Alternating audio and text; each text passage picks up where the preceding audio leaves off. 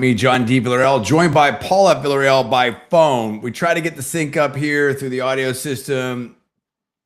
You can join by video, but we've done this before, so we're just going to roll with it this way. Hey, it's election 2026. Big election stuff going on right now. We'll go to Fox News, C-SPAN, Real Clear Politics, a bunch of them. Talk about our own analysis and stuff like that. Where it's going right here. I want to bring in Paul Villarreal. We haven't talked about this for a while. There's a lot going on, whether it's, foreign policy, the economy, 2026 midterms, where are the Democrats at? There's just a lot of things happening out there, and we want to cover it. We have a primary tonight in the Democratic side. I think there's a Republican, there's some other stuff going on. But the real story of New York City in Post is what's happening on the Democrat side. We also want to talk about some big Supreme Court decisions that came down today. And really, there's just a lot out there that's happening right here. I'm going to share the screen here of Real Clear Politics, of where we're at right now in real time at 10:22 East Coast time on June 30th here. And there's just a lot happening here. Got some different ads happening here. And we have the one that the people are watching, Paul, and I'm going to turn it over to you here in a second. We're going to get a lot of, we're going to get Paul weigh in on a lot of stuff here. The one that people are really looking at is this Colorado Dem District 1.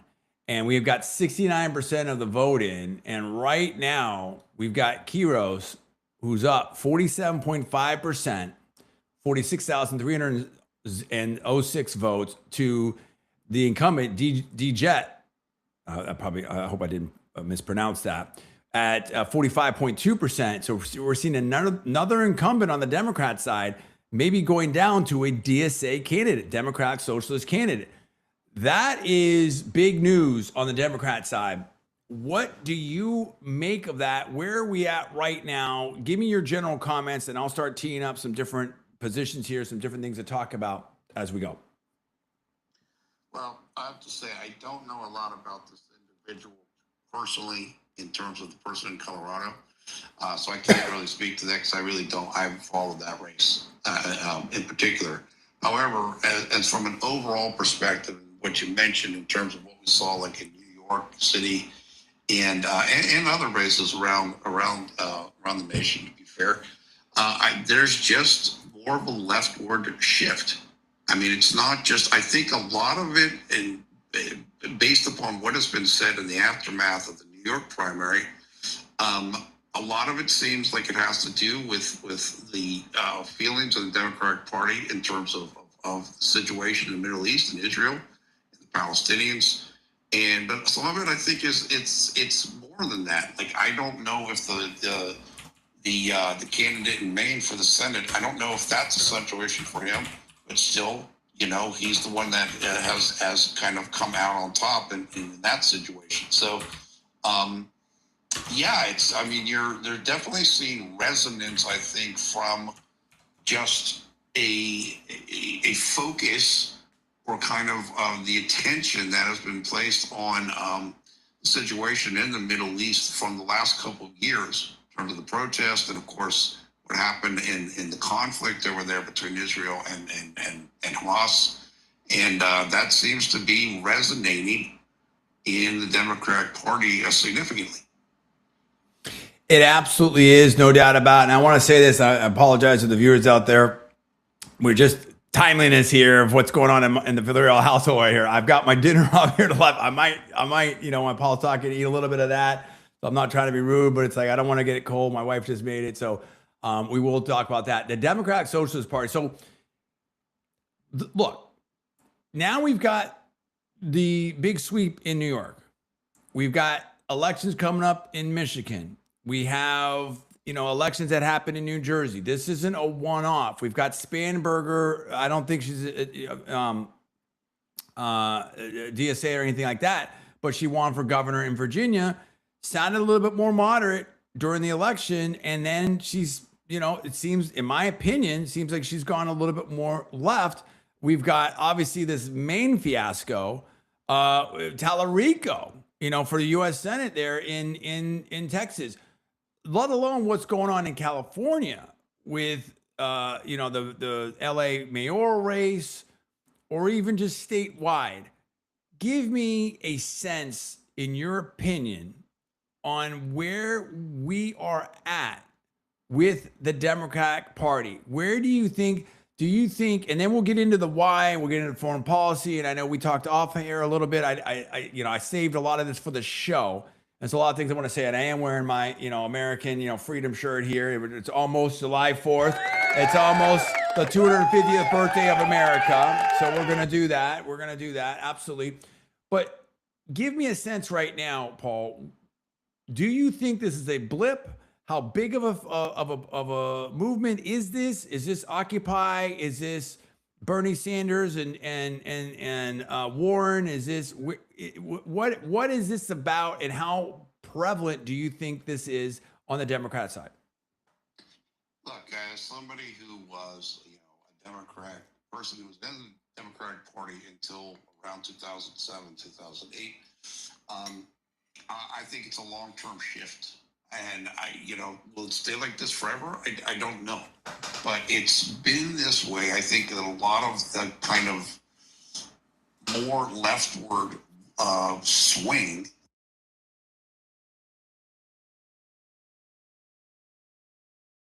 coincides with Barack Obama and his ascension to the top of the Democratic Party, but not all of it. I'm not saying it's all him. I just think that there's more. We are seeing more of kind of the Bernie Sanders populist aspect of the Democratic Party, and I think that when coming back to the issue of Israel and the Middle East, I think that the kind of the decolonization, the intersectional coalition, this type of thing on a national and on a global scale, those things are influencing the Democratic Party more than they did when I was a Democrat in the 1990s. So I think it is a different party than it was then. I don't know if the issue of the Middle East will have the same kind of resonance in like a year or two from now that it seems to have had at this point in time. Maybe it will, I don't know. But I do think that there's a longer shift that has gone on here and is still going on.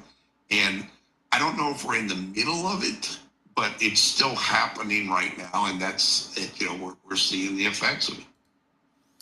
Interesting. So I think that my own view is, look, and there's so much to talk about. That's why I wanted to do a show and get some things out there and talk and discuss it a little bit. They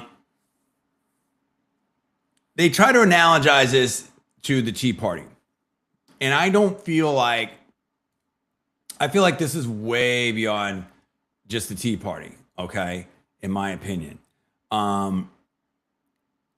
But I also feel like the Tea Party was a bigger movement. So it's kind of a strange thing on the Democrat side of, how big of a movement is how prevalent is it? How established is it? Can a DSA candidate win? I think that if I hear you right, and I'll let you speak for yourself, obviously. I don't want to put words in your mouth. If I hear you right, I think you're telling me that this is mostly about foreign policy or Israel. Is that what you're saying, or are you saying something a little bit different? I think right now it's mostly about this. I know that there are Democrats in New York after the primary that said that they felt that that's what it was about. But as I said before, there is an element of just kind of a greater Bernie Sanders type populism, which of course we know had resonance before when Bernie was doing well in 2020, and they kind of 2024 and they 2020, and they kind of decided we don't want this. The higher ups in the party thought Bernie wasn't the way to go, apparently. Yeah, now I'm showing here Kaneko the Great, put this up here about Ro Khanna, Congressman Khanna here 7 hours ago. Breaking free beacon investigation reveals Rep. Ro Khanna, who has been moving a lot more left, in my opinion, with the billionaire tax and all that type of stuff, is talking. It's something about how he's got a very a huge 340 billion plus fortune. They've got trusts, hedge funds, this and that, whatever. So it's a $6 million DC mansion, 4-story elevator. Pretty interesting. and the sub headline: "Row me the money." How progressive class warrior Ro Khanna lives on. So I don't know. I mean, it's very interesting. Now, there's always been sort of a room in American politics for that populist wing, if you will.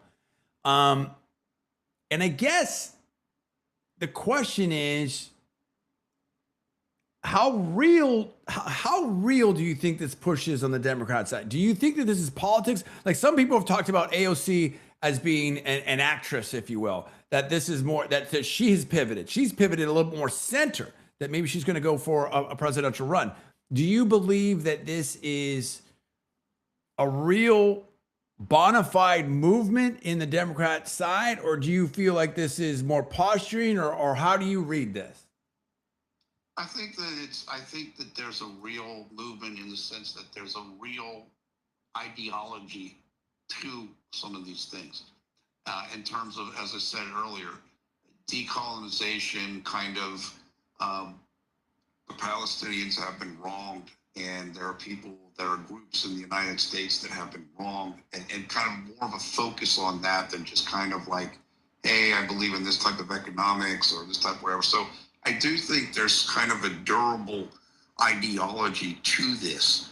But on the other hand, as you mentioned earlier, with the governor, and particularly the governor of Virginia, I still think we're in a political reality where it's easier to run as a moderate, even if you intend to govern from the left. And that's what I think happened with Joe Biden in 2020, which was, I think, the reason why Biden was so successful was because many people, like here in Pennsylvania, where I am, knew Joe Biden, knew who Joe Biden was from the 1980s, from the 1990s, and figured, well, that's what I'm voting for.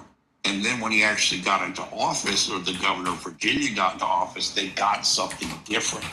And so what I mean by that is, yes, I think the DSA and this type of thing is real.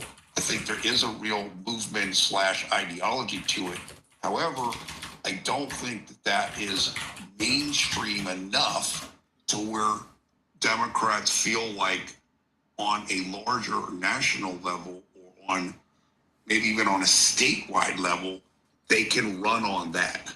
And so I think that that's where there's still conflict about whether that's a workable situation.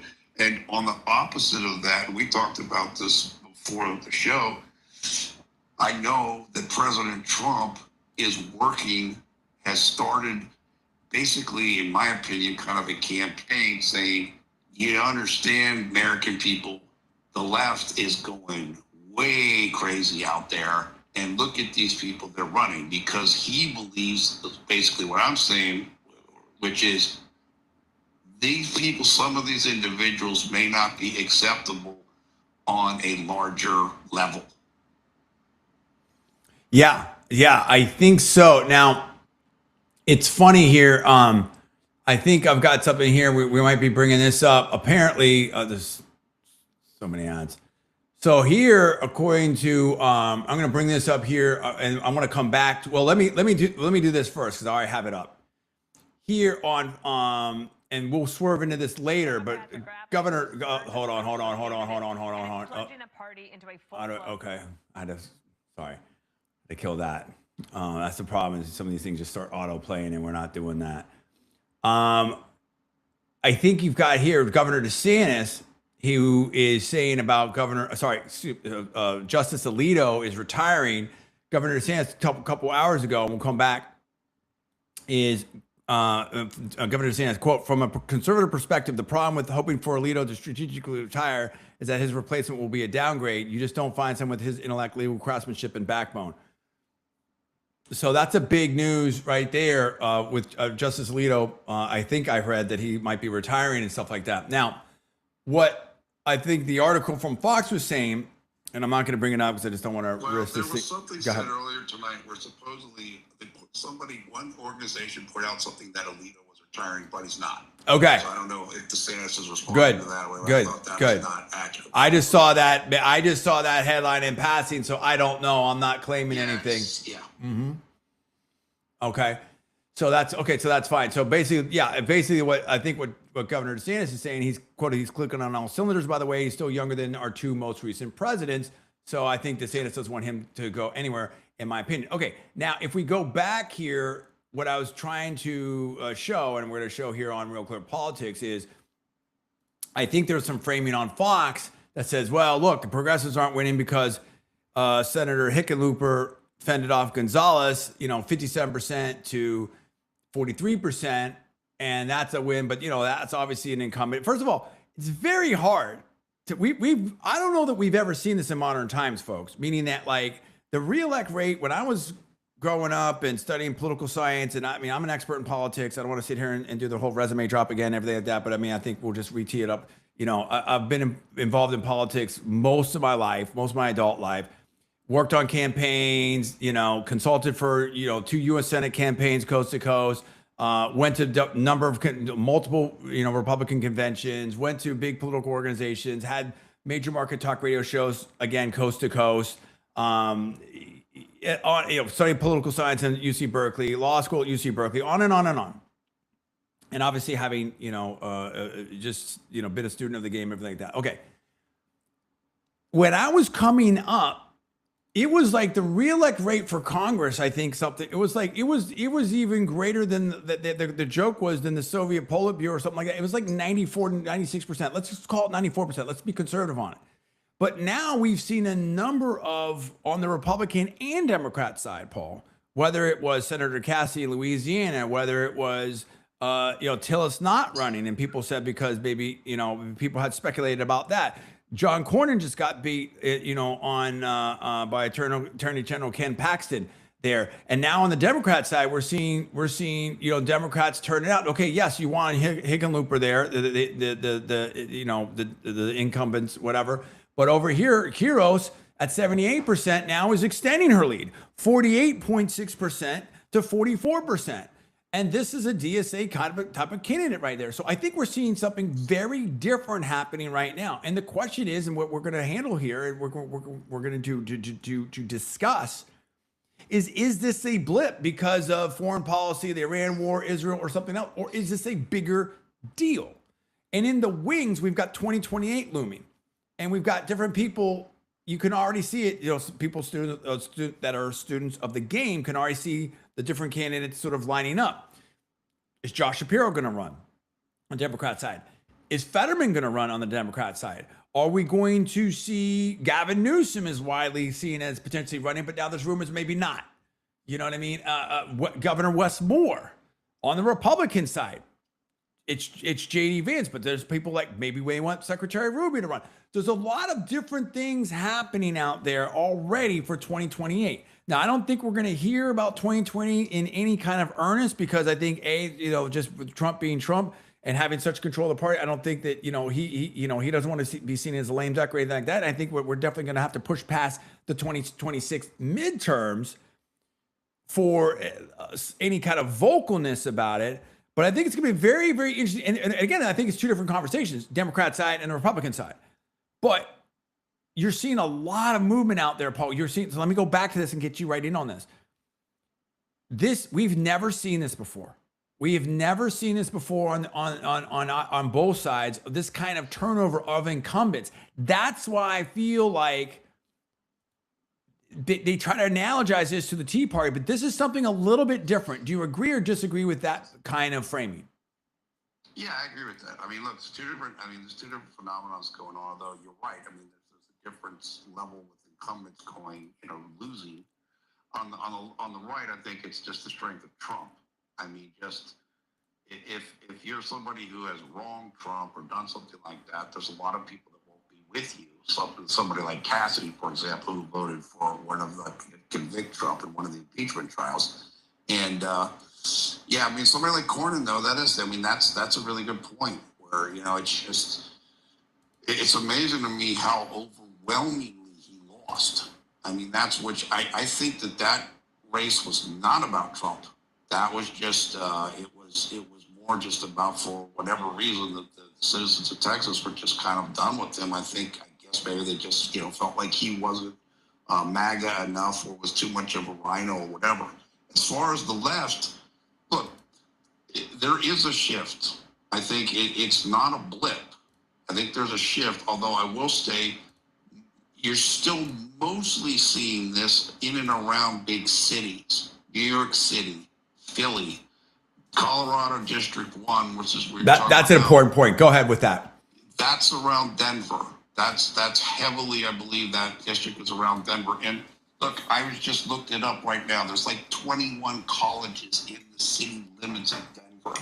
So there's things like that. And I can tell you, Denver is definitely a, fairly far left jurisdiction from my understanding. So I'm not saying that this doesn't exist in rural place, whatever, but you're not seeing it with the same intensity in outside of cities that you're seeing it in more urban centers, as far as I can understand. Okay. I'm going to say a bunch of stuff, and I want to say it very quickly here because I don't want to roll this out. I'm not trying to play coy or anything like that. I will say at the front here, and I've got pulled up on my X feed here, Sean McGuire, like 2 of my posts recently, and I do appreciate that. Appreciate you, Sean, and we're going to get to that. There's a lot to say here, and I'm going to get Paul's reaction to it. And he knows a little bit about what I'm going to say. He doesn't know much of what I'm going to say.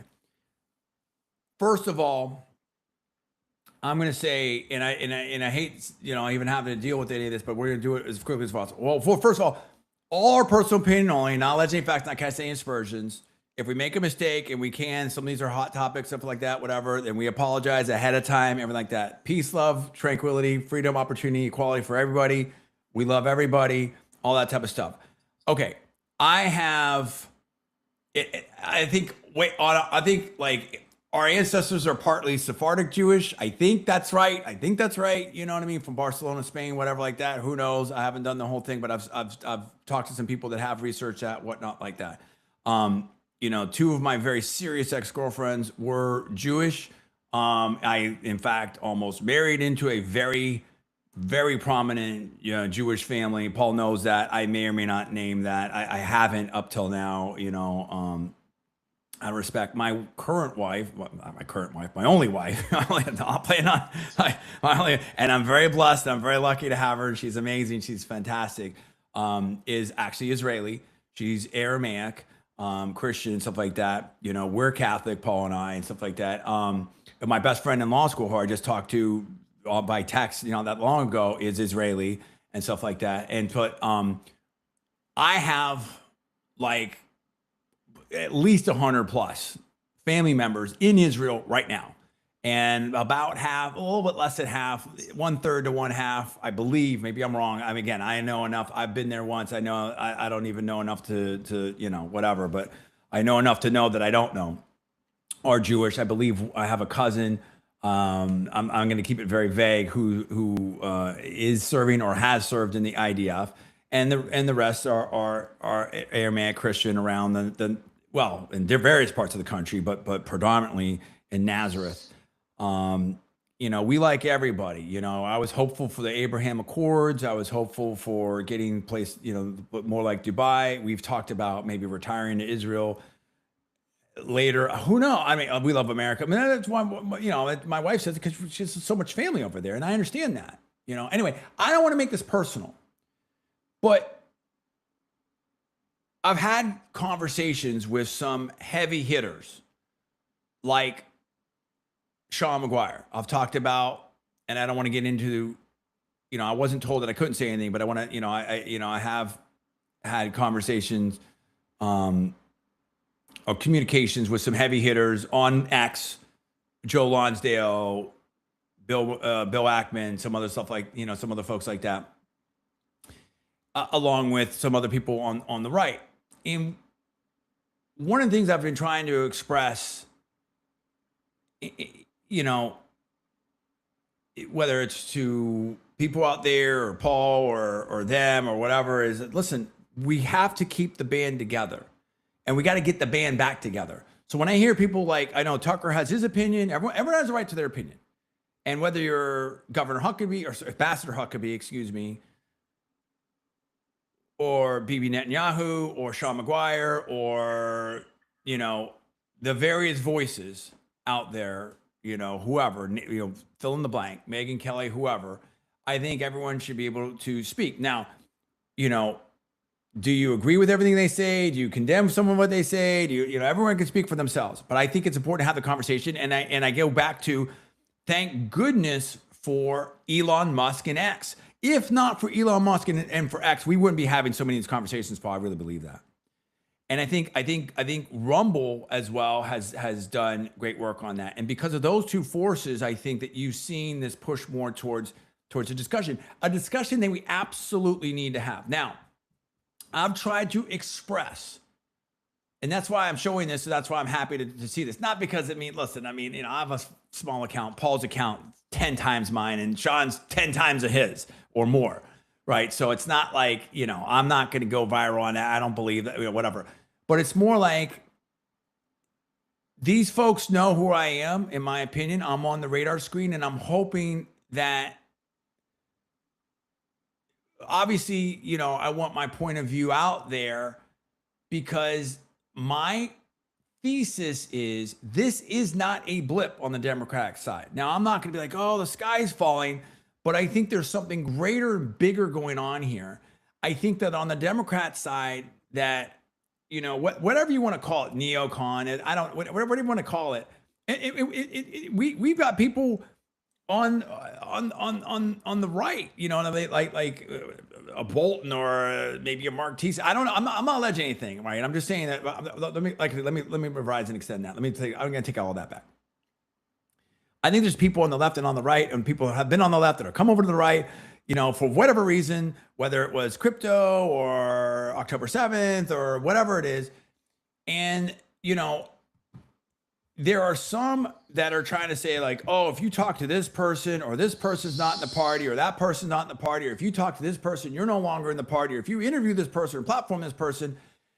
And what I've tried to express to people, and I'm telling you, because I say things and all of a sudden it gets out there. How long have I said Cassian Aspersions? I didn't make that name up. I didn't make that phrase up, but I'm the one that has used it extensively. And I've been doing it for like, since 2009 or longer, players. And so all of a sudden you're starting to see this percolate out. Every so often you see it, like David Gregory will say it, and others have said it and stuff like that. And similarly, a lot of the things I've been saying, now we all listen to each other. I'm influenced by other people too, but clearly we all talk, you know, everyone's hearing each other speak and stuff like that.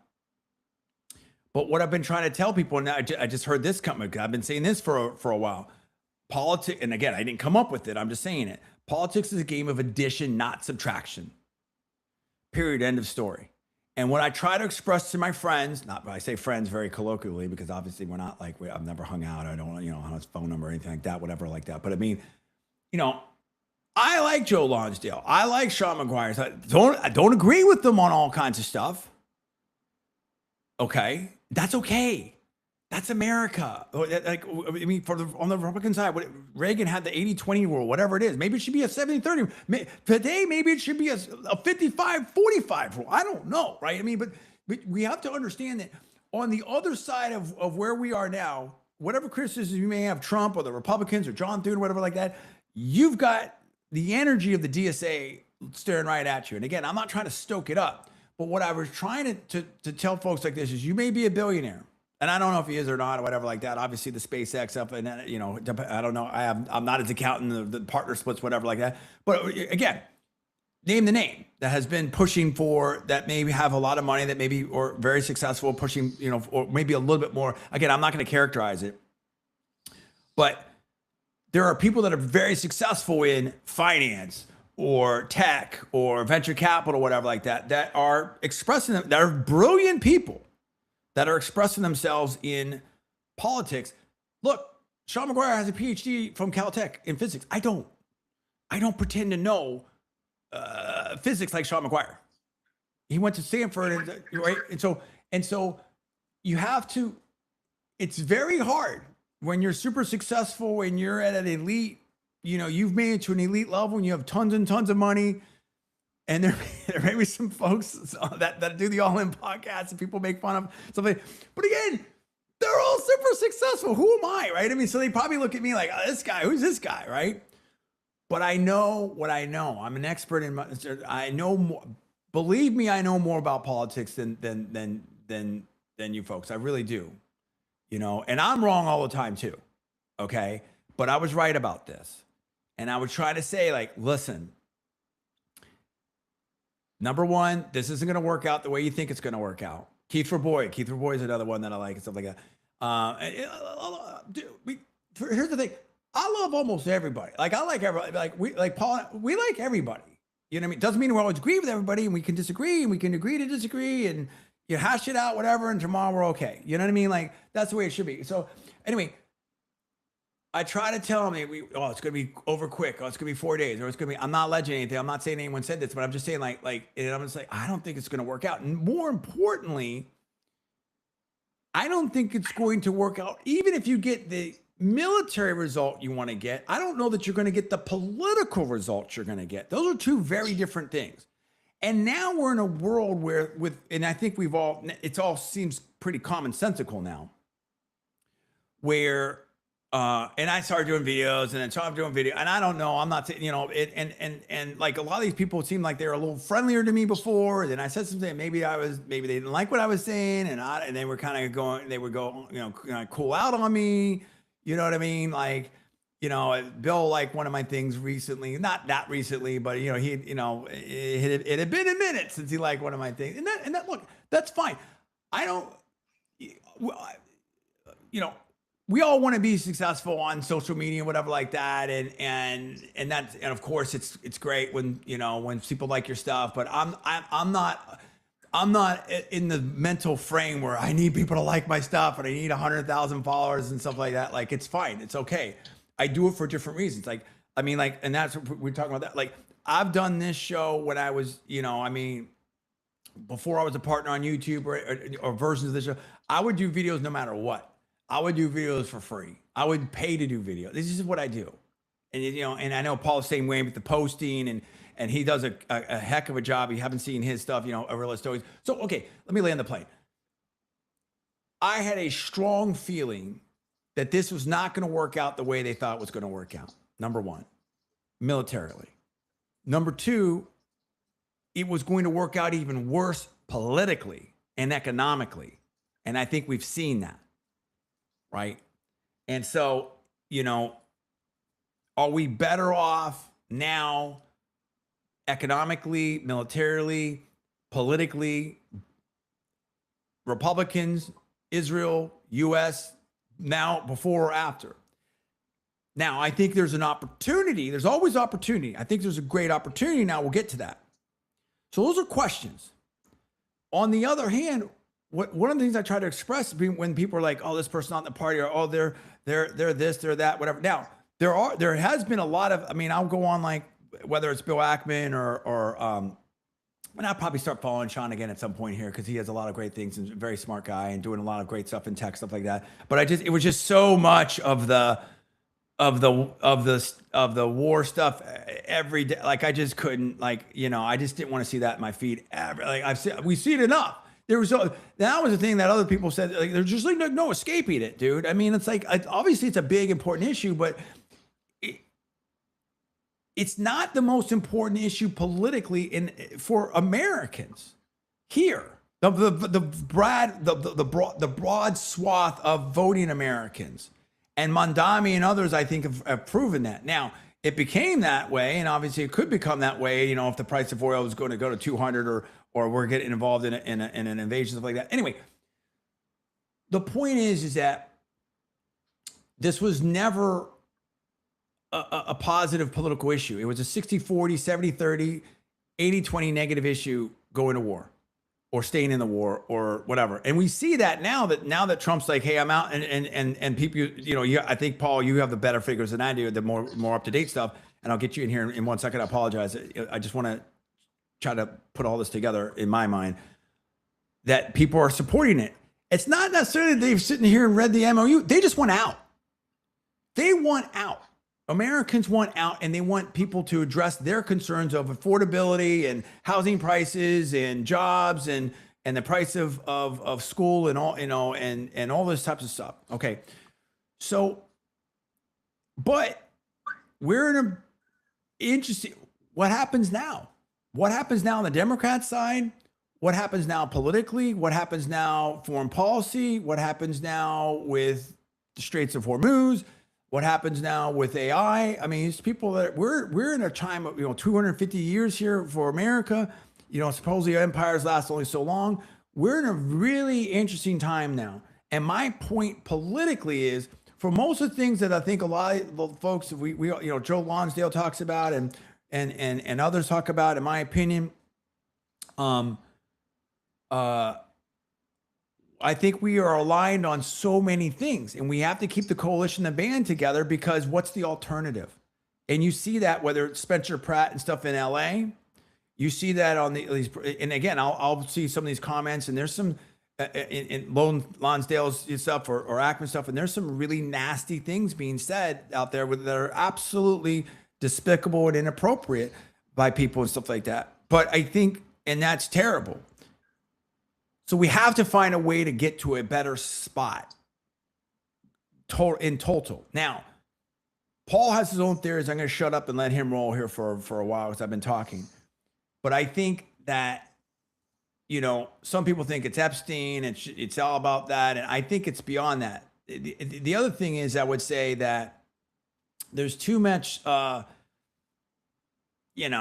conspiracy of the moment and this and that. And again, and I'm not dismissing everything. There's some real stuff that's happening and stuff like that. I'm not talking at any specific level, but you also have to understand that people who have shows on the internet or TV or whatever it is, you're trying to get viewers, you're trying to get clicks, you're trying to get that kind of stuff. And people like to talk about spiritual stuff and UFOs and what happened with JFK or whatever it might be.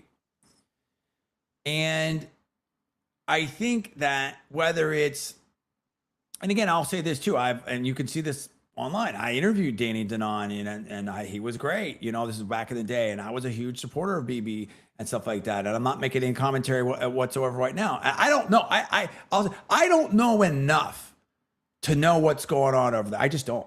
Right. And when we talk to the family, we don't get into it, for, obvious reasons and stuff like that. And so I just don't know. But I'll say the final thing I want to say before I turn over to Paul is,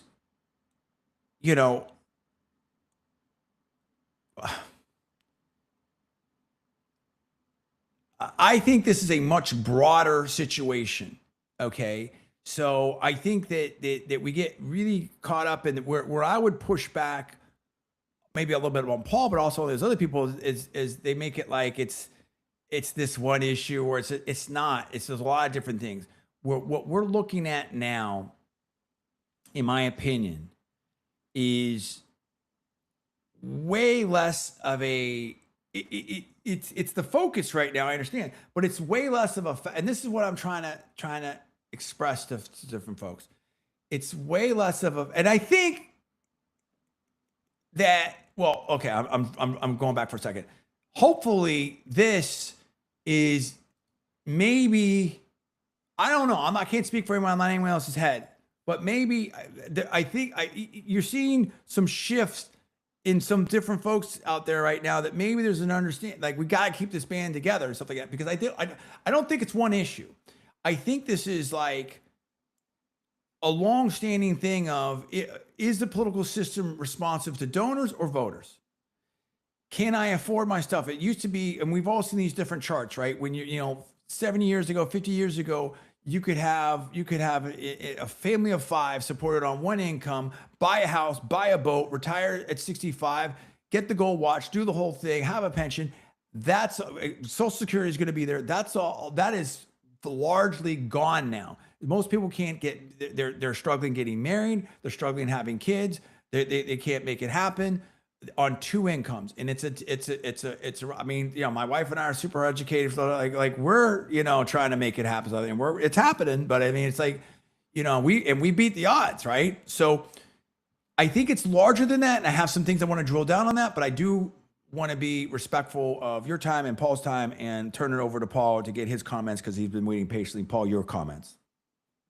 Yeah, again, look, I think there's some good stuff there. The stuff that I agree with you the most about is that for the right wing, you're trying to get the coalition together. And you want to keep it, kind of keep everybody involved, whether it's Tucker or Megyn Kelly or whoever it is. I totally agree with that. As far as,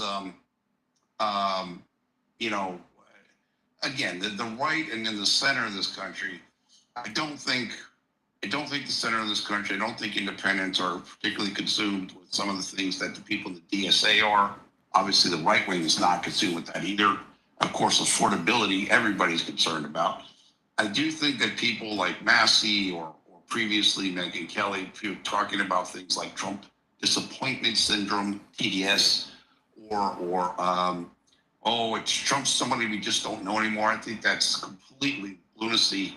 That's just crazy. Trump's been talking about not having a nuclear Iran for a very long time.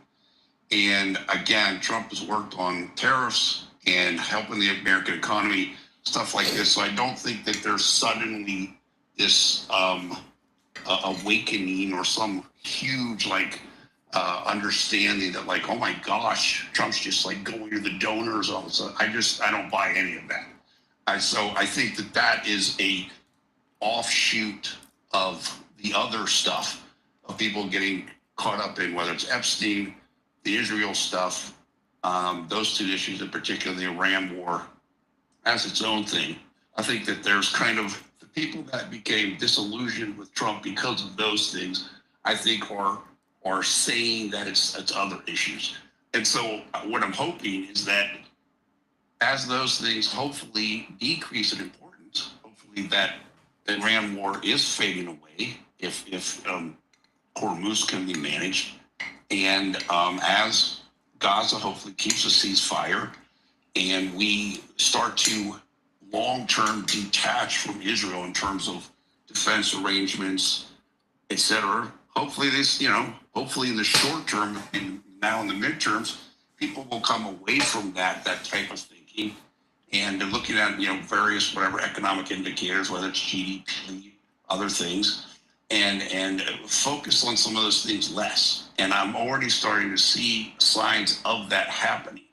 Now that doesn't mean we just have to see what happens, but I personally, I did not have a crisis of confidence suddenly in Trump, and he completely changed, and I don't buy any of that. Now, that doesn't mean that he wasn't getting caught up in certain things. I mean, of course, when this term started, he gave Elon Musk carte blanche to Doge and different things, and of course, Elon was a major donor, and so there were things like that. But for me, Trump's been pretty steady, there's a lot of continuity in terms of term one, term two, how he thinks about things, how he approaches the world. And, look, hopefully from this point moving forward, obviously the Epstein stuff has died down significantly. And hopefully the Iran conflict is mostly wrapped up. And, hopefully we can just kind of move away from that. I think, like I said, we talked about this before we came on air. Again, I think if you look at things now and look at how they were 2 months ago, where you have somebody, like I said before, Thomas Massey doing a whatever for the USS Liberty, which is something I believe in the 1960s that happened between I know. What are we doing? That just, if you did that today, that wouldn't make any sense. Right. Whereas it might have seemed like it made sense 2 months ago. So I think that we're starting to kind of come out of that fog, even though I agree with you, there is a longer term shift in, particularly on the left wing, in terms of viewing of different areas of the world, and honestly on the right wing. But as I said, I personally, as I've said to you many times, of course I respect that your wife is from Israel, and there are holy sites in Christianity in Israel. I don't think about Israel on a day-to-day basis. Right, most people don't. Care about no. Israel. I'm not. It just doesn't matter to me. Right. And that's important. What Paul just said right there is where so many people are at. And the thing of it is again, whether you're, I'm not going to even name the names.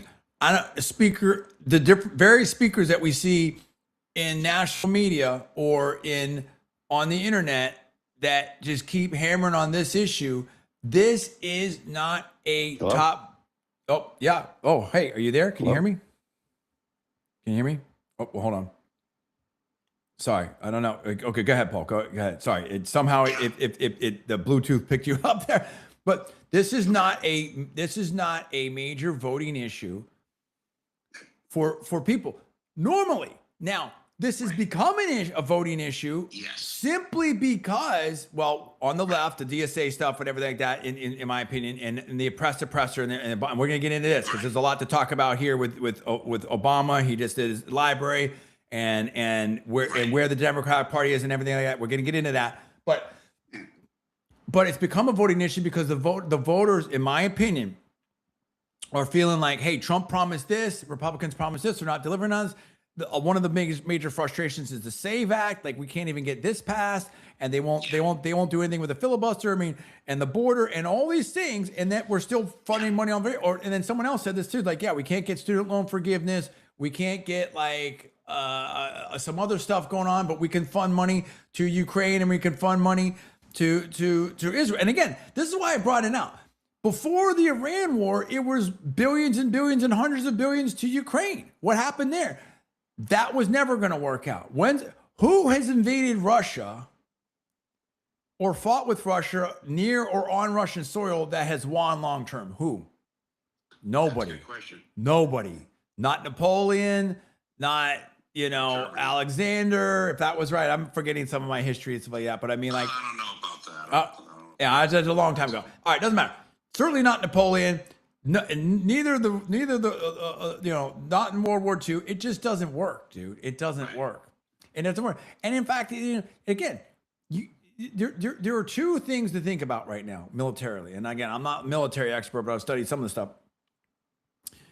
There is a massive amount of asymmetric capability right now, right? It for cheap, and it's like, oh, nuclear. Nobody's using nuclear weapons. If you get to that, I mean, gosh forbid, you get to that, then we're all in trouble. Now, I mean, tactical, I don't know, but even that, like, I mean, I just like nobody's trying to do it. Gosh willing, that never happens. Okay, so in that world, in the world of basically, let's say 1950s to now. When you can do these drones and pretty soon it's gonna be robotics and like it's in AI, it's gonna be it's a different thing. You can, and we've seen that with this insurgent guerrilla tactics. So okay, that's number one is the rise and democratization of asymmetric serious capability. Number one. Number two is it's very, very hard to hold another land, especially as you're stretched out over supply lines, unless you're willing to commit in just massive amounts of effort on it, like an Iraq war, or even and even beyond that. It's really Vietnam type of style. And if you're not willing to stay there, for a long time, we've seen this. Russia saw it in Afghanistan, we saw it in Afghanistan, and also there's some different places, whether it's Yemen or Iran or Afghanistan, where the terrain is a central cast member in this situation as well. So this was never something that made a lot of sense. And I guess Colonel McGregor, talks about that too, where it's like something about like money and people are the biggest components of military force. And so you can't fight the whole world, whether it's us or someone that's not us, or us and plus someone that's not us. This is not going to work over any sustained period of time, particularly in America, where politically we're not trying to do that, much the same way where China's not trying to do that anymore. And I mean, this country was built on 200 plus years of just having two oceans that protected us from that kind of stuff. And we just build up our own stuff. So that doesn't work. This military first, sure, have a strong military, and we're proud of our military, and we appreciate the service and all this type of stuff. I mean, we have a fantastic military, the number one military in the world. But you also need to use that. But any resource in military has limits. Just like Elon Musk is the first trillionaire, that's great. If he went and tried to spend all his money, he could spend it. He could, believe me, he could spend it. You can spend it faster than you can make it. And that's true of anything. You know, the study of economics, study of scarce resources. So how are you going to use it? Are you going to grow things? So we're in a different situation right here. Now, politically, so that's just militarily. Militarily, it wasn't winnable without just insane levels of commitment on it. And what I'm trying to tell you is now politically, people say, well, if Netanyahu gets voted out, then everything's going to be fine. I don't know about that. You know, if Trump gets voted out, the Republican Party is going to go back to the way it was. No, it's not going to happen here. I can tell you that. Maybe it's different. It's going to be different. But, you know, if there's some people I think they're thinking we're going back to Bushism and country club Republicans, and I don't think that's happening. Similarly, on the Democrat side, I think that, you know, well, we're going to get back to Clintonism and Rahm Emanuel and stuff like that. I don't think that's happening. So, as the saying goes, history doesn't repeat, it does rhyme.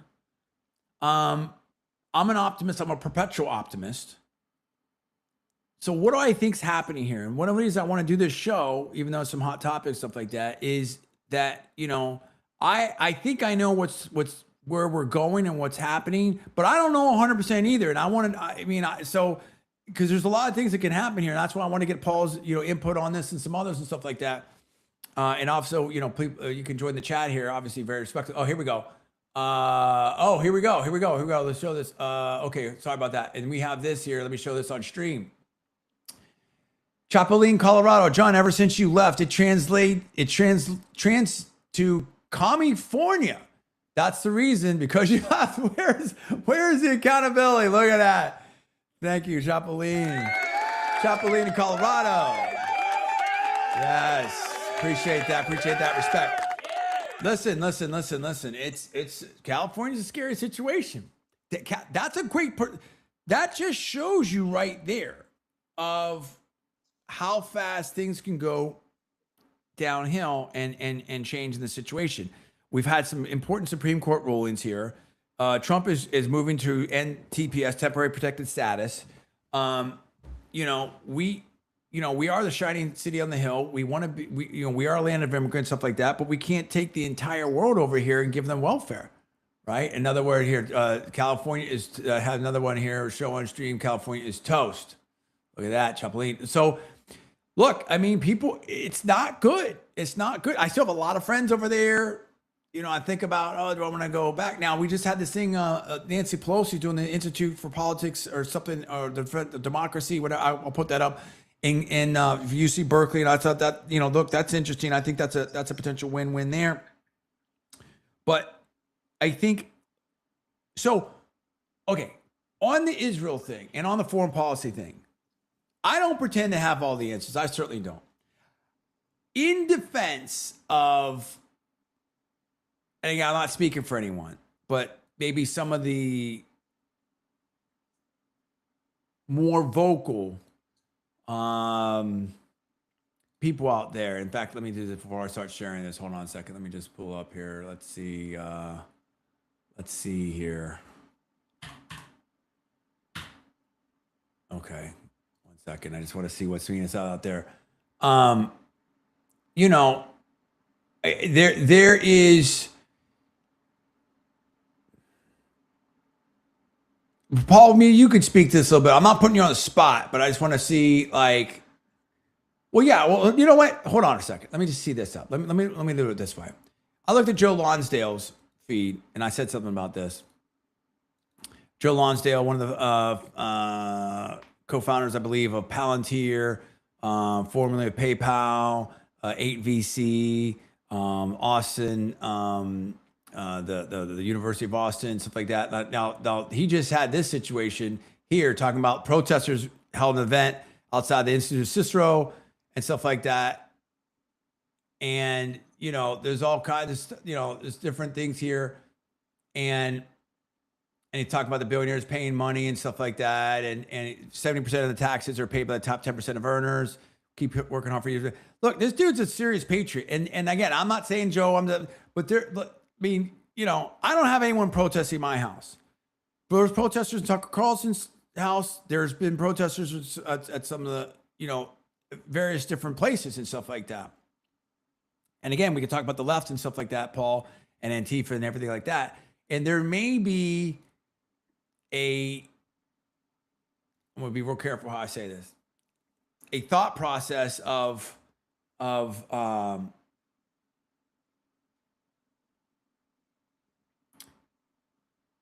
where some people feel like, that they're under threat, that this is a very serious situation. And maybe in particular, obviously after October 7th and stuff like that. And much the same way maybe America felt after 9/11 and stuff like that. And so, but at the end of the day, every war has to come to an end. Everything ends. And so I think you have to be prepared for, it's not that, obviously you see what's going on with Joe and some of these other people, and gosh forbid some of the comments out there. And I feel, listen, I've been protested. Try being a conservative. I'm not saying it's the same thing, but I mean, like, I tried being someone on the radio on KSFO with Michael Savage. I wasn't on his program, but on the same program when that launched, and going to UC Berkeley and going to Bolt Law School. I would get death threats constantly. And I don't want to make this about me or anything like that, whatever like that. But I've had death threats on, I believe, for my death threats on the air. I've had them in my mailbox. I had people in my face. I had all kinds of stuff. And I don't want to get into it, everything like that. But if you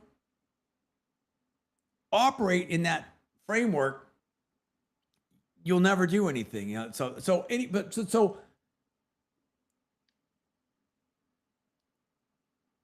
you had to be prepared for the day after. What's the peace that you want to see? How are you going to get along with people? How are you going to build coalitions? You know what I mean? Because there's all kinds of, I feel like we get into these like almost binary or very siloed type of thinking. America has, and again, I don't want to make this just a religious thing. People, atheists,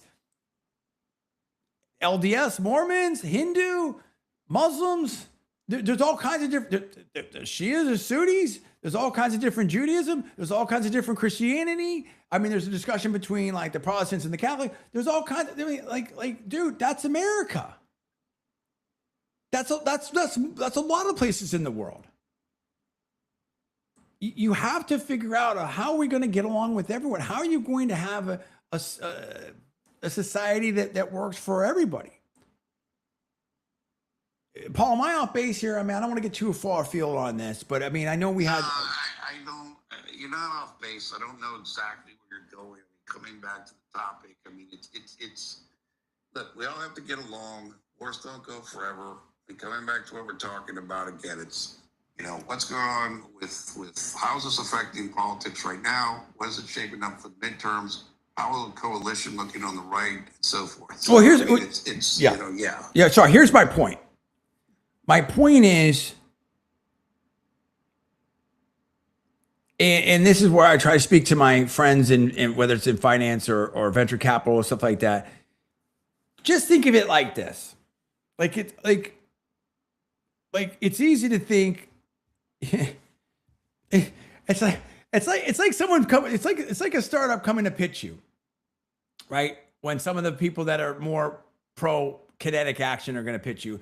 Hey, it's going to be over in 4 days. We're going to be treated as liberators. This is going to be great. Startup comes pitches you. Oh, this is a huge market. It's, we're going to be worth $1 billion in a year, something like that. And it rarely works out that good. What is it in venture capital? Like 90% of or plus of of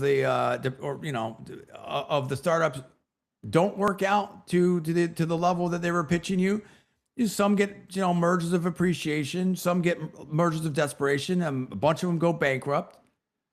Depends on the cycle of the market, where they're at, if their IPOs are happening or not, M&As happening or not, all that type of stuff. But the point is that no one's ever going to pitch you that they're going to, not say nobody, but I mean, it's very rare to see a pitch to say that this isn't going to work out, or it's not going to be great, or we're not going to hit the cover off the ball, stuff like that, and whatever. So what Trump was faced with and what America's faced with is, because, I mean, there's rounds of funding here, is does it make sense to put another round in? So it's like, okay, we tried it.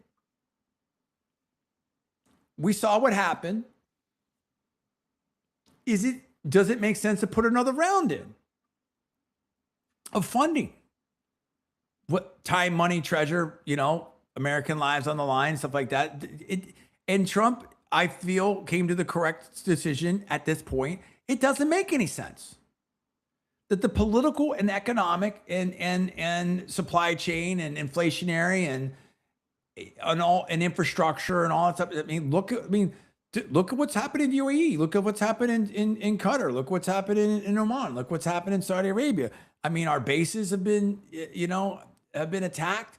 The infrastructure's been attacked. They're talking about going after bridges and desalinization, and so, not to mention, again, like there's a lot of people that are very, I don't want to get into the stuff that we've already said, but I mean, there's some shocking, the images out of Gaza and Lebanon and other places are pretty grim. Doesn't mean that we don't. So, and again, I'm not taking a side here as well. Some of the stuff is flat out undefensible, in my opinion. Okay, number one. But I don't want to get into that. I know Paul and I, everyone has their own opinion on that. I'm not characterizing anything from anyone else. But that's not the point of what I'm trying to say. The point I'm trying to say is, and then sometimes I talk to my wife about it. It's like, oh, you can't understand. It's like, dude, America fought a civil war. It was brother against brother, state against state. I mean, like whatever it was, 10%, 20% of our population either died or was affected or something like that. Sherman's March to the Sea. I mean, they were just burning the whole thing, whatever like that. I mean, we've been through it. Ireland's and UK. I mean, at some point, you have to say, like, is this worth continuing? And at some point, it ends.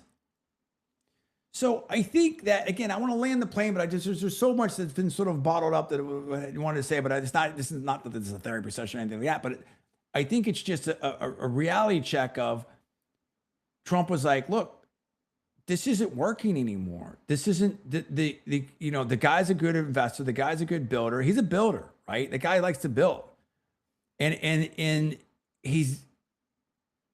he can get a little bit off course. He can get, everyone has, anyone at that level has an ego and stuff like that. But I mean, very attuned politically. He understands what the people are saying out there. He'll talk to a lot of people. That's really the strength of Trump. He'll talk to a lot of people, and some people are the last person in the room. No, I don't.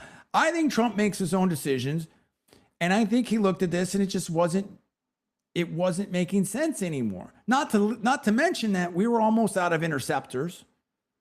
So again, asymmetric. I mean, they were going to be able to, and proxies were going to be able to continue to fire missiles and then what's the level of defense?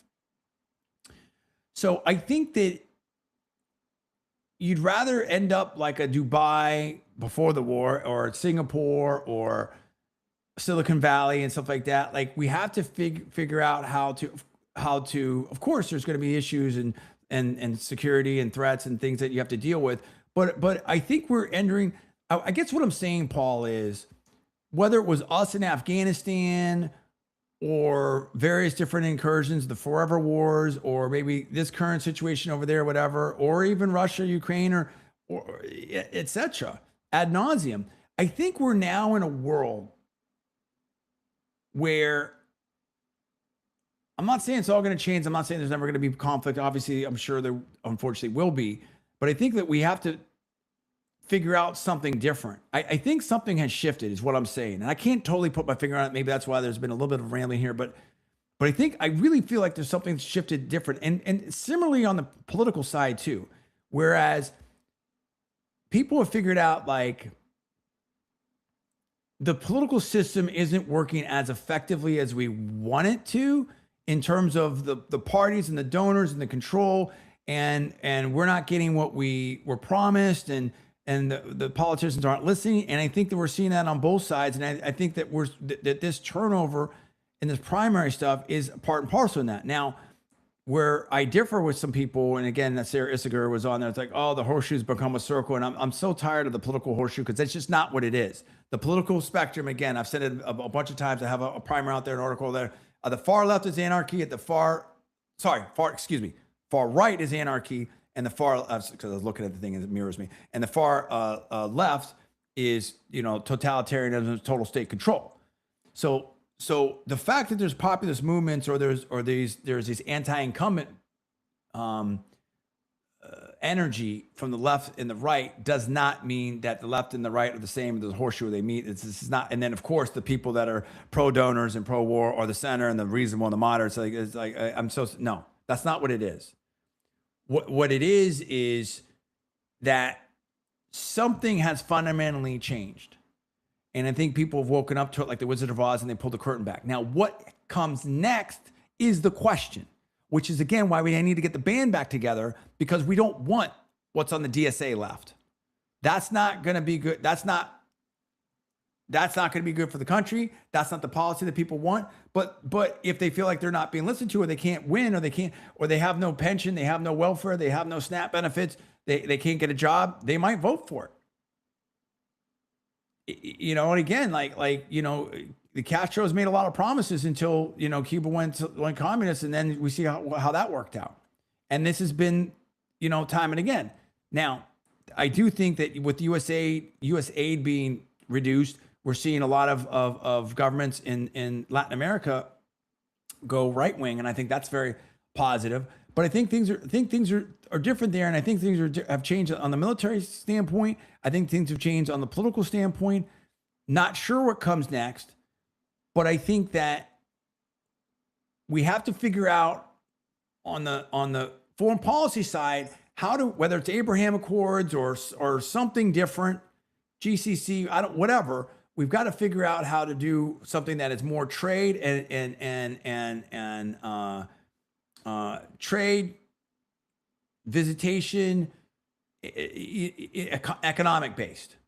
And Trump, I think, has done a very good job of getting foreign policy wins and being the peace president through economic maneuvers.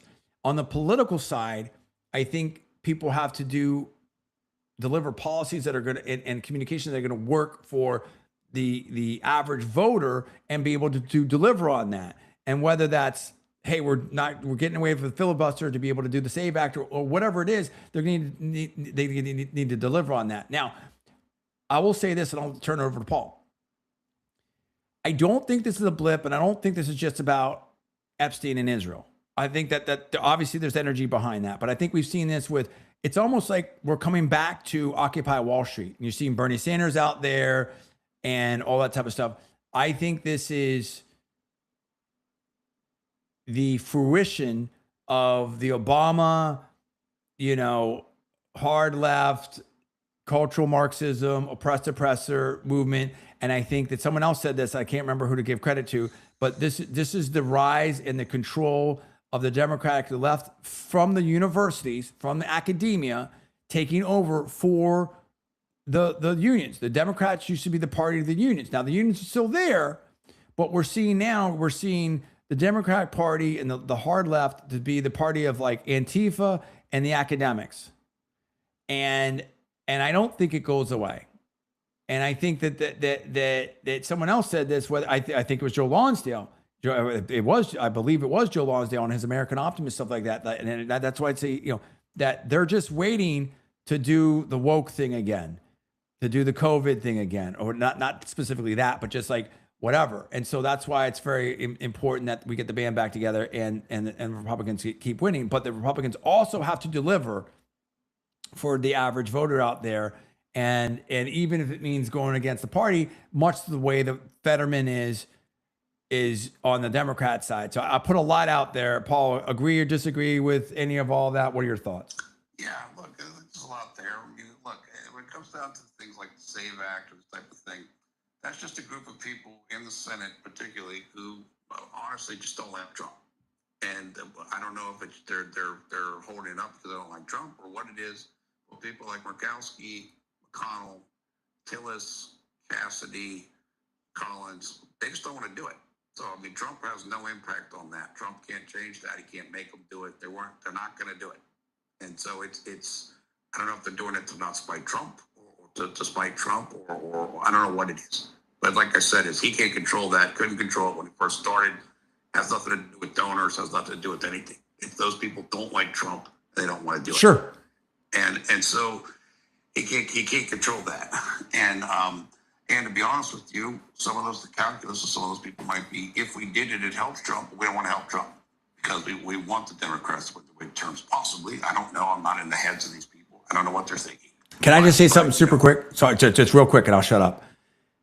What Paul's highlighting here, and I think is an important point of itself, but broader, which is it's so easy to be very simplistic and saying it's just this, it's just that. Oh, it's just it's Israel or it's immigration or whatever it is. A lot of these, there's all kinds of different things going on, and it's complicated.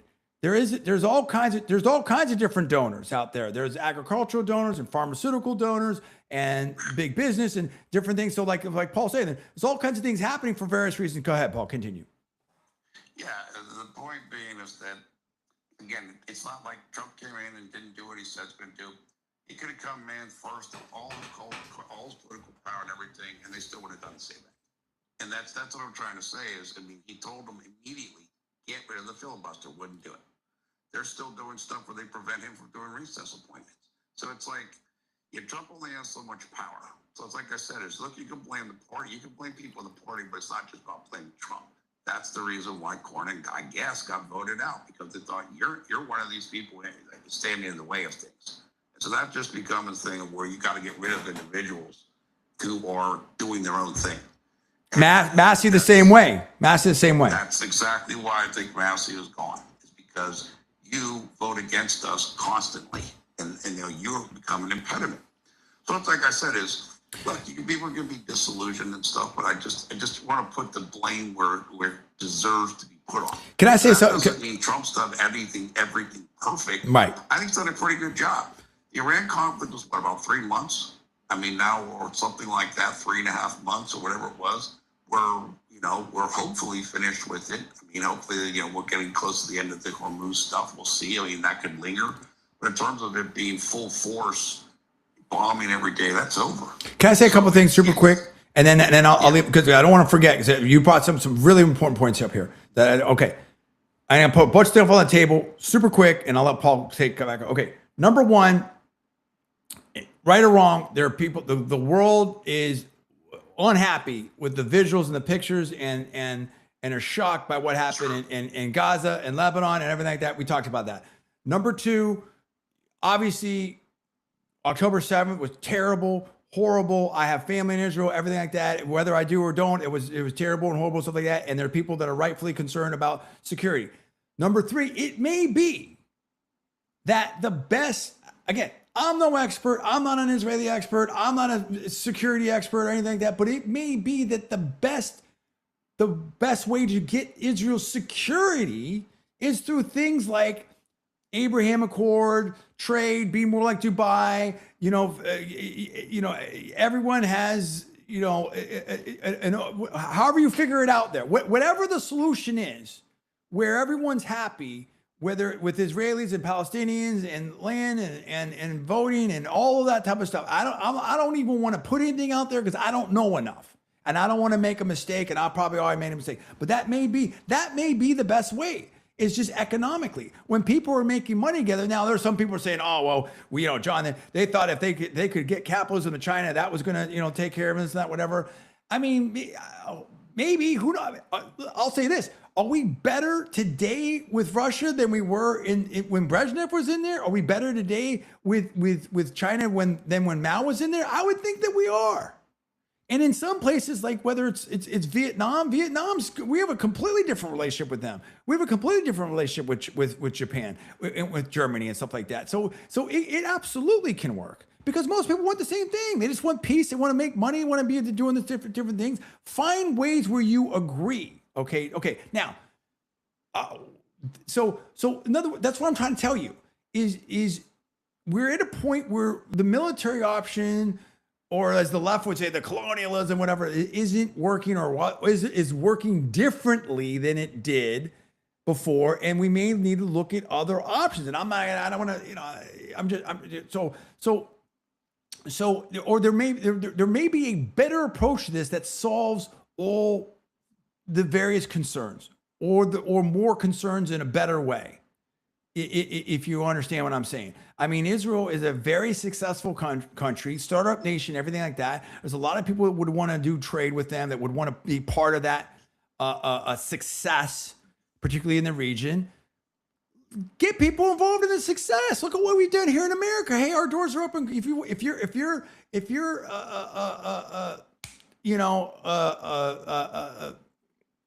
an awesome, if you're an A player, you think you're major league, come on over here and kick tail and make a bunch of money, and that be a magnet for people and stuff like that, and do it that way. Who knows? Maybe, I mean, I don't want to say anything crazy, but I mean, I think there's a lot of ways where if you want more territory, and again, I'm not accusing anybody of anything, but I mean, I'm probably going to say something I'm going to regret. So I mean, but it's like, can you make deals with people? Can you do some kind of like what we did here, NAFTA or something like that? Or maybe, I don't know, maybe, who knows? There may be all kinds of different ways that, maybe people are amenable to doing something. We were trying to do something with Greenland. You know what I mean? But, I don't know. So, and again, I'll probably, look, I'm just saying that if something's not working, if A is not working, look at B, C, or D, or whatever like that. Okay. And just talk it out and see what you can go with that. But there may be people that want to join the program. So like, I mean, if we went to, and again, I'm just throwing something out there. This may be super crazy, right? I mean, again, if we went to Mexico, now Canada, like, okay, well, Canada doesn't want to join the U.S., but Alberta might. If we went to Mexico and say, hey, you know what, we're going to offer this and this and that, and do this. Do you guys want to team up? Maybe, maybe not, right? I mean, who knows? We never know what's going to happen. But I mean, so you may be able to accomplish your goals through economic or diplomatic means that you could do no other way. Okay, now, going back to what Paul was saying, which I think is very important, and we're going to spin this forward because I want to get down to positive. I don't want to get, I want to get down to what's going to happen and positive vision and solutions and things like that. That's what we're all about. People think that Trump's a cult of personality and, he's got control of the Republican Party. He does have control of the Republican Party because he's the president. And why do people like Paul and others, and I'm not speaking for, but it's like, have confidence in Trump and back Trump and stuff like that? Because Trump has broken up the political system on the Republican side, really both sides, that wasn't working. And Trump has delivered in a large part for people. I mean, so again, the people that want to criticize, I'll use this example, and we'll come back to Trump. Like, Barry Weiss, they took over, and the Ellisons, they took over TikTok and CBS and 60 Minutes. Dude, 60 Minutes is better now than it was before. Are you kidding me? You want Scott Pell? I mean, like, are you kidding me? You know what I mean? And the same thing, like, they're making, dude, you're not hearing the same level of craziness coming out of universities that you did before, law firms that you did before, in my opinion. And maybe, like Lonzo. So I think there's trust in Trump. There's some disappointment politically, but there's also trust in Trump in that he has spoke to the common person and delivered for them in large part more than any other politician. And yes, okay, maybe we're not where we need to be, but we are so fortunate. If you were to tell people during the Biden years, when Biden was still in office, hey, we could get all these, we'd have all these accomplishments by now. We'd have less people in the federal government. We'd have, the border basically shut. We'd have, stock market here. You go on down the list, but we'd have to spend some money on the war. We'd have to spend 3 months on the war. Is that worth it? A lot of people would say, yeah, absolutely. And so now with the war and stuff like that, it's never great. War is never great. But look, we did it. Iran's degraded. Maybe everyone gets to the table, whatever like that. And we've tried it. So we don't have to hear about it. We did it. We did it twice. So we don't need to hear about this anymore. Like, that's done. So I think that Paul, and let me bring you back in here, because I know you have a lot more to say. It's like, I think that people need to see the forest of the trees with the Trump thing and politically and stuff like that. And I think that Trump has support because he has a level of trust because even though it's not been perfect, he's delivered more than many Republican presidents. Would you agree with that? Yeah, no question about it. Like I said too, Trump has clear things that he's looking to. He has clear programs that he follows, like the tariff stuff. The tariff stuff's a long-term play to onshore more things back in America. So a lot of the fruits of that haven't been realized yet, but they're going to be. So like I said, most of the upfront, I think most of the pain, so to speak, the political pain, the economic pain is on the front end of what Trump does. And then all the good stuff starts happening. So we were saying, like with Trump in his first term, of course, went through the Russia stuff and Ukraine impeachment and different things. Well, when 2020 came around, Trump, because the economy was doing great because of the tariffs and what he had done and the deals that he had made, Trump was going to steamroll the reelection. The only thing that prevented that was COVID. And so Trump has a track record. This is what he does. This is how he does it. And so, like I said, I think what we've seen up until the Iran conflict was we've endured most of the pain. And I think a lot of the good stuff is going to come. And so, I've already seen this before. So that's what I expect to come. And that's why I can never get too caught up in different things. As we both know, we've talked about this before, Trump is one of the people that is least reliant on donors and least reliant on the political machinery. That's why a lot of people in D.C. don't like him, because he doesn't need them. He doesn't pay consultants. He's not doing all of that stuff. And so what that means is he doesn't owe anybody anything, or he owes very few people things. And that's one of the best things about him.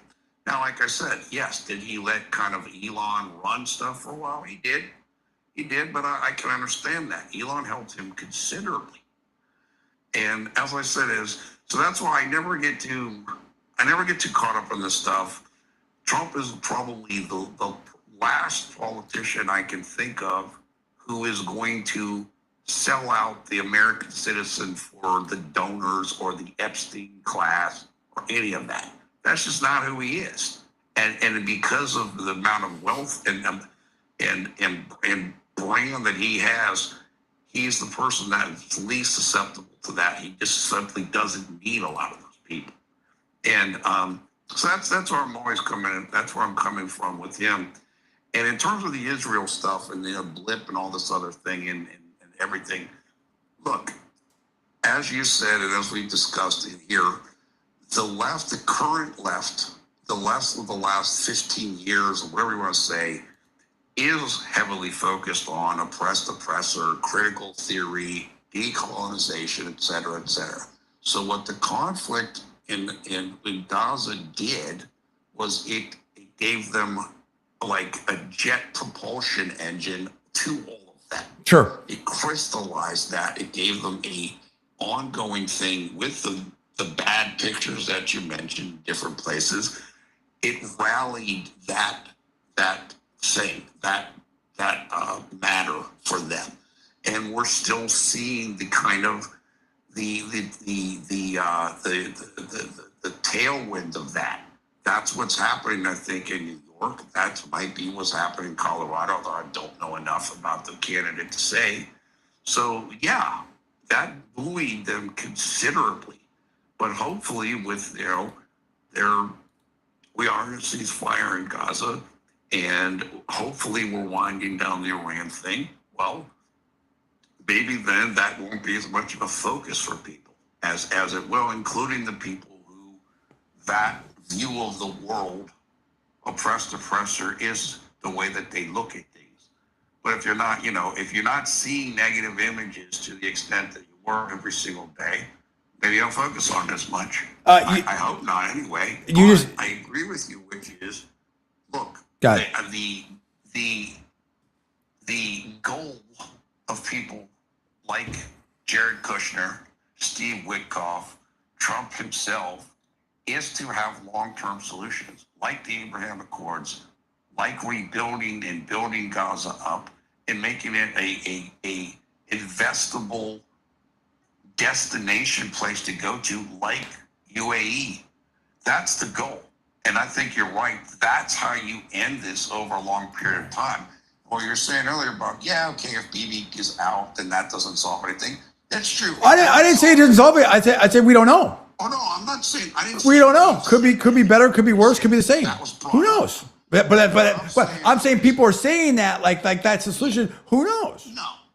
But one thing that may happen if he is out is there might be less tendency to go to war. Because again, one of the things that Bibi is frequently criticized about is Bibi thinks that if Israel's at war, it helps him politically. Well, maybe you get somebody else that doesn't have that mentality. Maybe there's less, aggressiveness. So we'll see. I mean, I don't know. I don't know if he's going to win or he's going to lose and whatever. But I agree with you. And I believe that Trump is absolutely on the opinion of let's build Gaza up. Let's make it good. Now, there are people in and around Trump who don't feel like that. But there are definitely people like Kushner, like Witkoff, I think somebody probably like J.D. Vance, who do feel like that. How do you feel about? Sorry, I'm going to get your reaction. I said most of what I wanted to say. No, okay. Well, there was something else I wanted to say that was a nuanced point here on Israel. Oh yeah. To your point, and this is the thing where it's like where well, I'll say this: it's two things. One is there's a lot of Jewish people that voted for Mandami, and you can, so I mean, there's people of different, all kinds of different people on all kinds of different sides have all kinds of different opinions about different things. Okay, now the other thing is that's why I don't think it's very helpful to start casting aspersions and different things like that, whatever, because I mean the world's a little more complex. Now, to a different point, and Paul, you brought this up, and so I'm going to give you credit for it. I don't want to put you on blast, but I want to give you credit for it. Is there are people that are maybe very pro-Israel that definitely want the U.S. to have a very strong relationship and special ally or whatever with Israel, but it could be in Israel's best interest, and I think there's maybe a shift over there and some discussion if there had some distance for it. In other words, if we weren't involved if America wasn't involved in the war, and I'm not saying this is good or bad or indifferent, I'm just saying I'm just trying to analyze politically as honestly as possible. If America wasn't involved in the war and we weren't funding Israel's defense and different things like that, would Americans care as much? Probably not. Now you could say that's good, bad, or indifferent, and that doesn't mean that that makes anything that happened that people are going to feel any differently about what happened. But it certainly wouldn't be front and center in the news to the extent and politically as it is now. Do you agree or disagree with that? I totally agree with that. And I think that there are forces that understand that, have come to understand that, and are looking to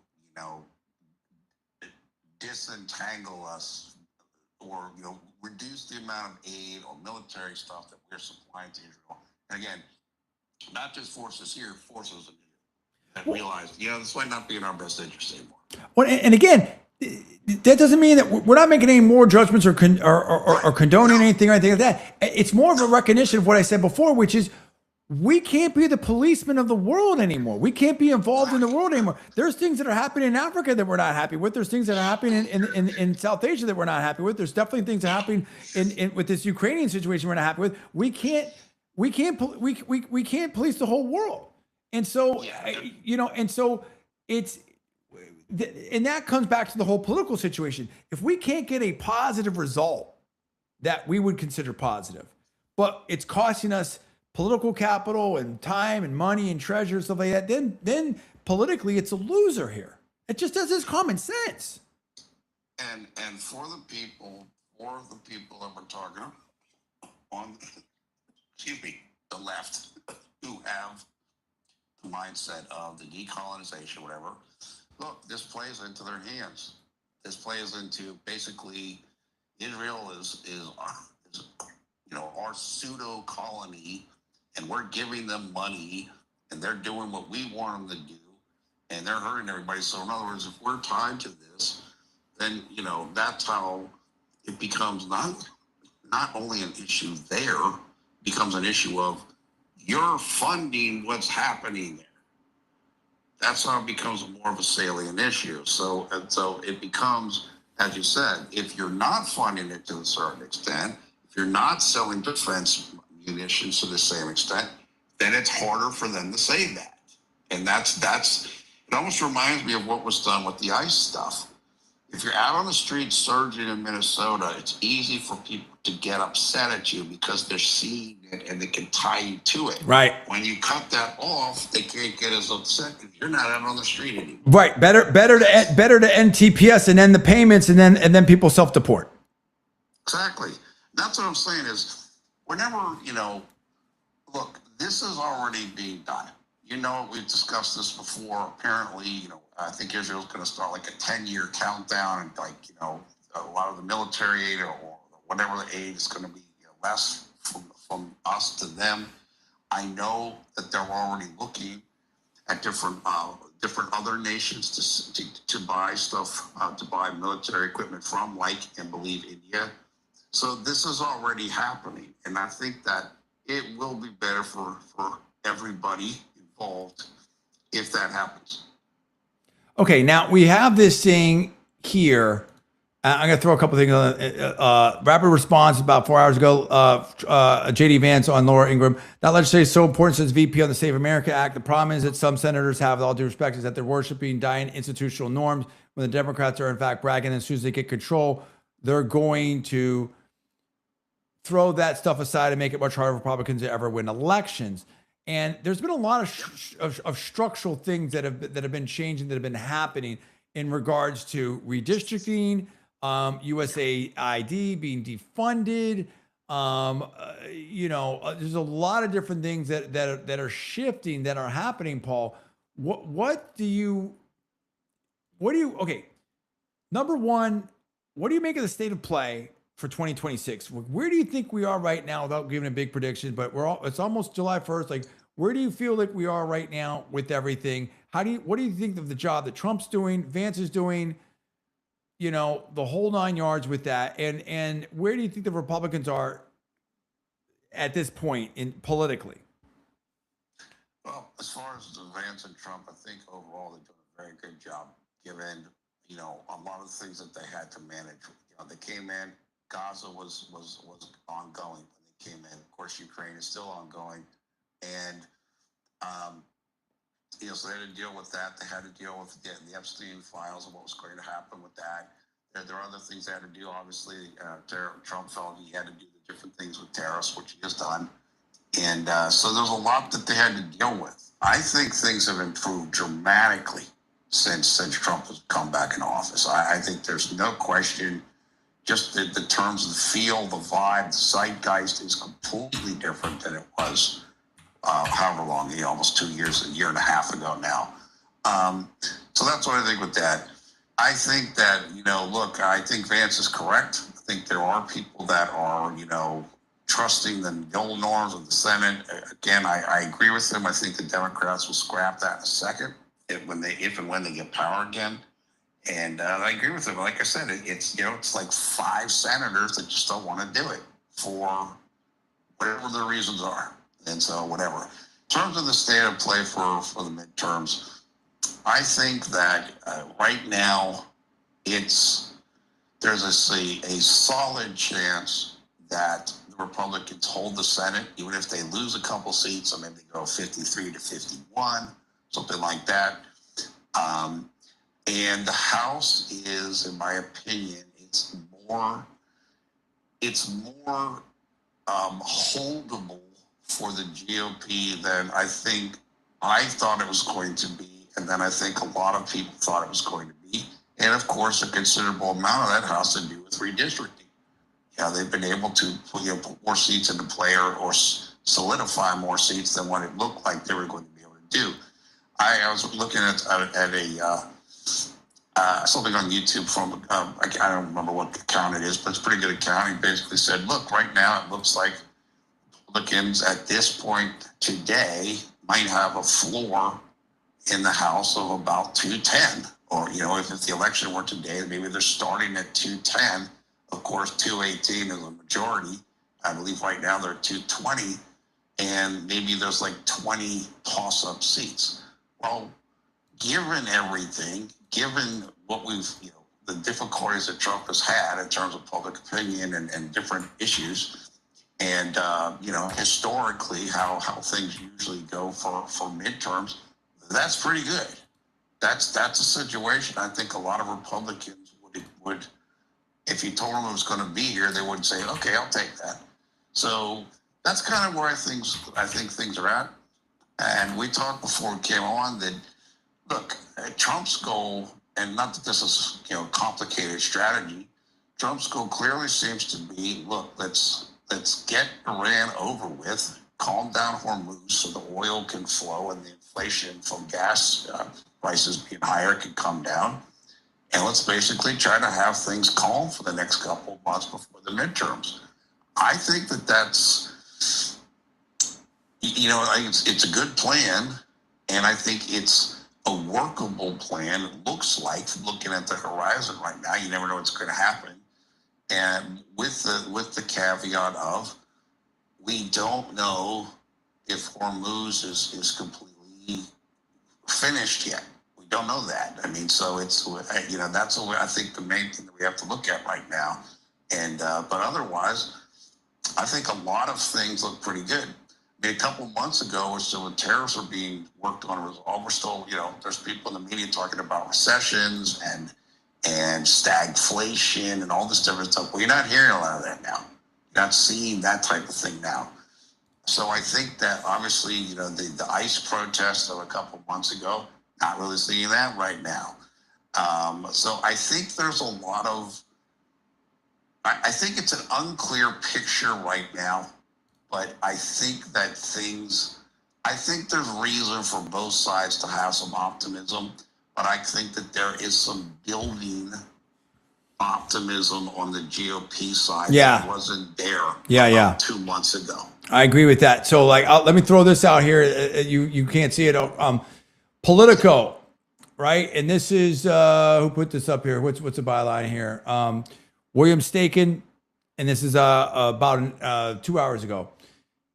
Senator Michael Bennet loses Colorado governor primary after being cast as D.C. insider. Senator Michael Bennet lost the Democratic primary for Colorado governor Tuesday, a stunning loss for one of Colorado's most prominent Democrats in the latest sign of a boiling anti-establishment rage among the electorate. I love the way, and someone else said this too, I love the way if it's anti-establishment, then it's like, oh, it's rage, it's this, that, whatever. It's moderate wins. Oh, yes, that's the way it should be. Or moderate, look at me. I mean, but with the establishment wins, rather. And, but that's media, in my opinion. But so here is we have this from C-SPAN here. We've got some sound that we'll go to here. We're definitely not going to listen to all of it, but we'll play just a touch of this. This is C-SPAN public domain here. And this is the concession speech by Senator Michael Bennet. And that people thought that maybe he was going to win as early as a couple weeks ago. So here we go. And thank you, Colorado. Thank you, Colorado. We love you. We love you. Okay. We love you.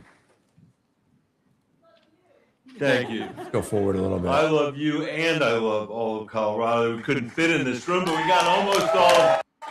You know that tonight are not the results that we wanted. Roger Lowe, thank you for everything. If I have to, I'm not going to be able to do that for everybody here, but Roger Lowe, thank you for everything. That's fine. So he's obviously thanking his supporters and stuff like that, and he didn't win. So I think, Paul, let's talk about this real quick as we wind it down. Look, I agree with you. I feel like you said this to me, and I think it's like, 2 months ago, even a month ago, it was a very different vibe on the Republican side. I think now we're getting a lot more momentum. I think that people, want to push on the SAVE Act. I think, Trump is worried about gas prices, stock market, jobs. There's still people that are worried about AI. I think there's another refocus on universities and different things like that.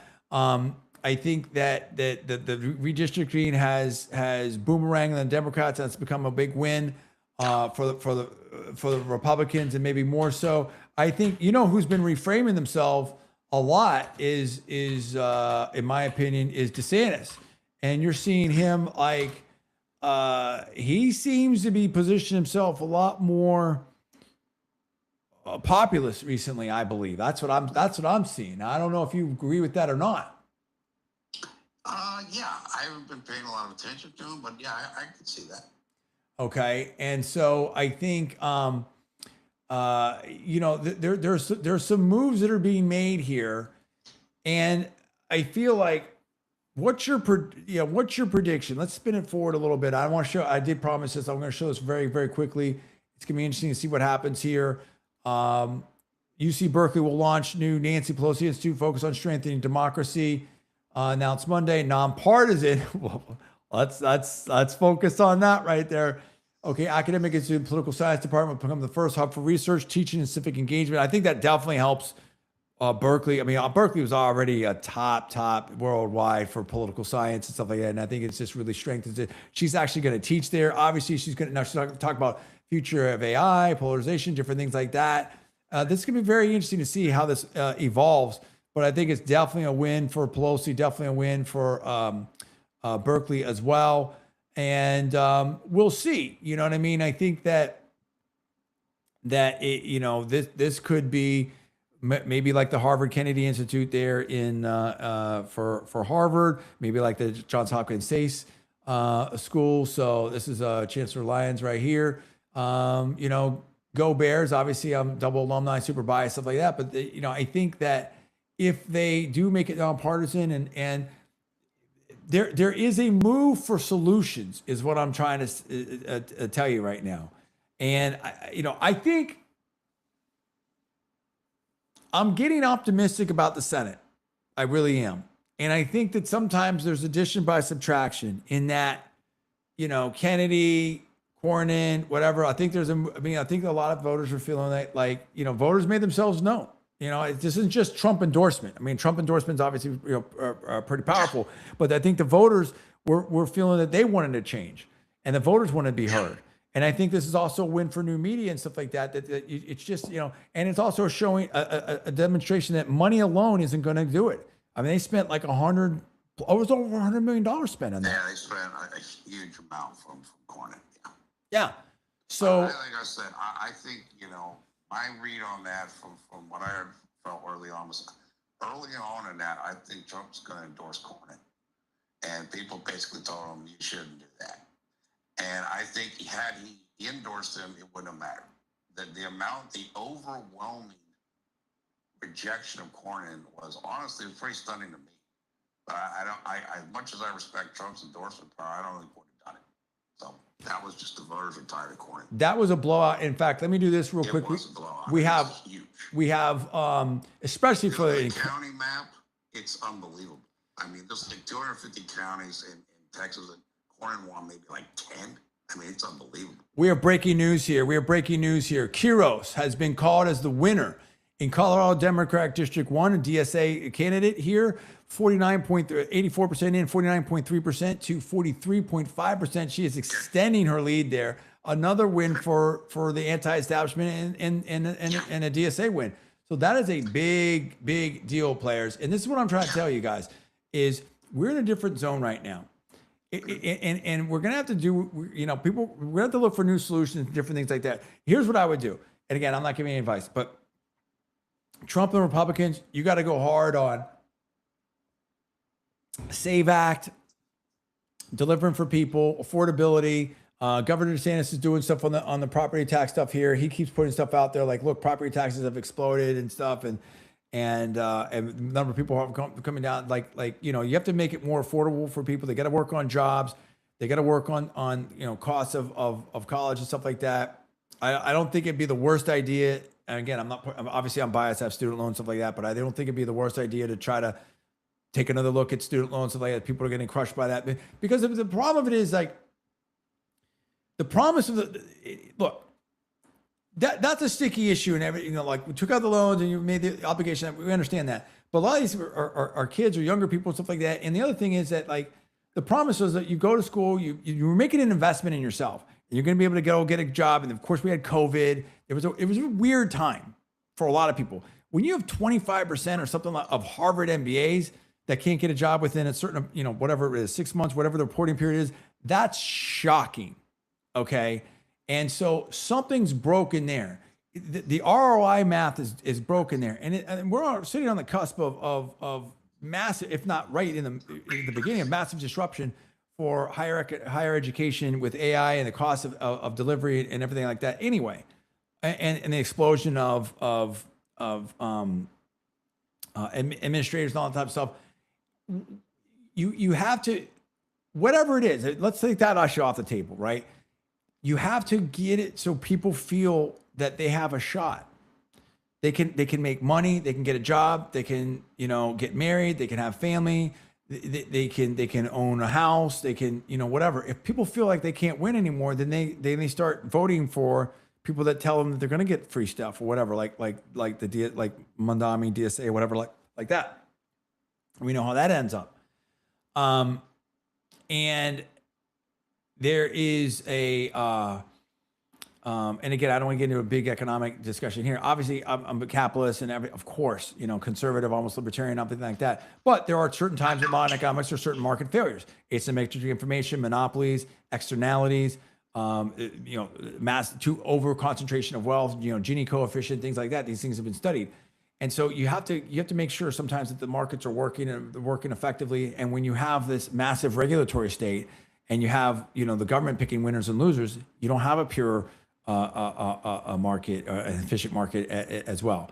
So, you know, you've had a system where, you know, we've seen this, and this is, I think that whether it's the Epstein, people talk about the Epstein class, it's beyond the other stuff. It's also like, you've got the Nancy Pelosi stock trader. You've got the insider trading. You've got people going to Congress that they make 170,000, whatever it is, and they come out, you know, multiple tens of millions of dollars, if not over $100 million. And how does this happen? You know, okay, maybe someone wrote a book or maybe speaking things, but are they all writing best-selling books? Like, or you see people working on poly markets or the prediction markets, stuff like that. So, you know, it becomes a vibe of an aristocracy, stuff like that, and that's not going to work for people. So again, we've seen tonight, and I had a lot of things I wanted to talk about. I think we covered it pretty well. But one of the main things is, you know, the populist movement isn't going away. Now, at the same time, you have this, I think, Obama type politics, oppressor, cultural Marxism, stuff that have definitely taken over again the universities, and are, you know, you still have universities that still aren't using standardized tests. You still have conservatives that maybe feel like they're not getting a fair shake. You still have, you know, entire departments that I think the New York Post and others, I'll pull that up, where there's no conservatives at some of these Ivy League schools and stuff like that. I mean, it's crazy. And I mean, you know, that has to be addressed, because you can't have a situation where half the country or more, you know, feel like they can't get a fair shake. And I think that's the underlying thing here. Paul, agree or disagree? Yeah, I think there's just definitely truth to that and everything. I mean, for sure. Look, I think overall the economy is in a pretty good place and it's going to get better as long as the gas prices are managed with Hormuz Strait being open. I think if that's good, I think everything else will fall into place and it's going to get better, especially as some of these factories start getting built from the tariff, you know, stuff, onshoring and other thing coming in. The thing is, as I talked about this before, a lot of what's going on with the economy in terms of you have to get consumer confidence up because of the way the media's portrayed things, and honestly because of the inflation from the gas prices. And you have to be able to help people who don't participate in the economy. people on entitlements, people that are on the lower end of the income scale. Those are the people that you need to help. Those are the people that, you said earlier, SNAP, different things. Those are the people that are having the hardest time right now because of lingering inflation, long-term inflation from the Biden era and costs going up. And, even if the job market is good and stock market is good and there's wages are doing okay, those people aren't participating in all that. So Those here are we've the got. type of people. Sorry, I was going to say, yes, absolutely. And then this is an article right here, New York Post. I think it was Fox News.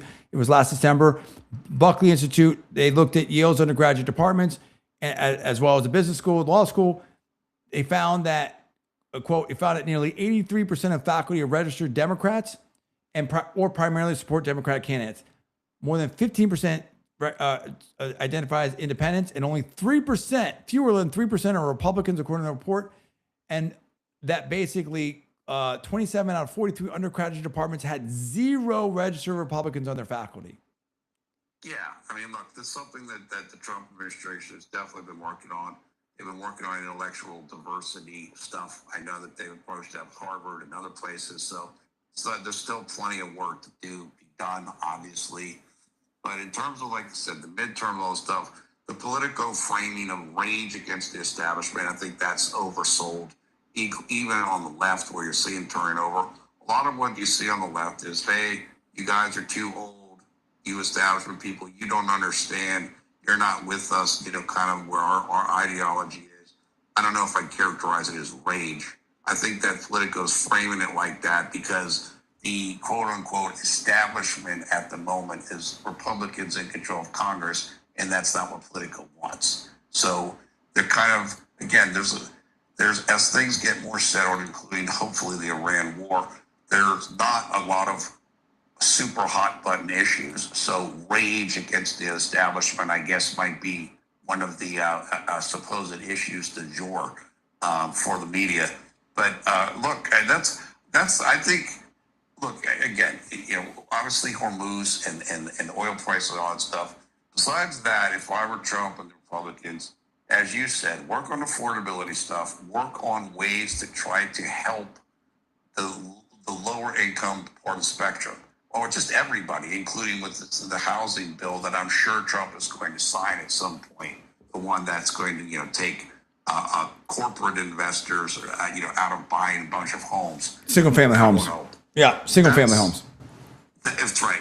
That's in Trump's first term when he gave out, I believe, the COVID stimulus. That had a massive effect on lower end people. I remember seeing stories about that and everything where it's like Trump gave me money. I'm voting for Trump. Yeah. And you're not going to get that now, even though the Congress is not going to approve that now. And I think the reason they would not approve it is they don't want to help Trump. Mm. But I know Trump has talked about potentially doing something, a similar stimulus program. He talked before about tariff dividends. Well, I don't know if that's going to happen now, but he did talk about doing a stimulus disbursement through the Treasury.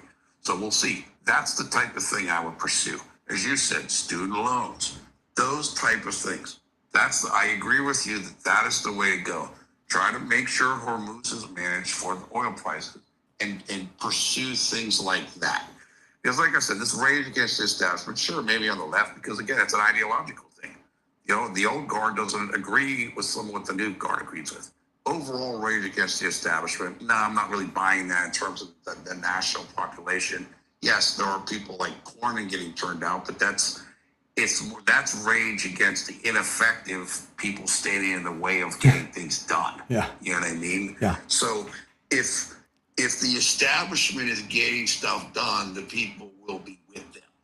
And so, like I said, I think that the best things Trump can do, besides Hormuz stuff, is, as what you said, affordability, things that can put more money in people's pocket, especially on the lower end.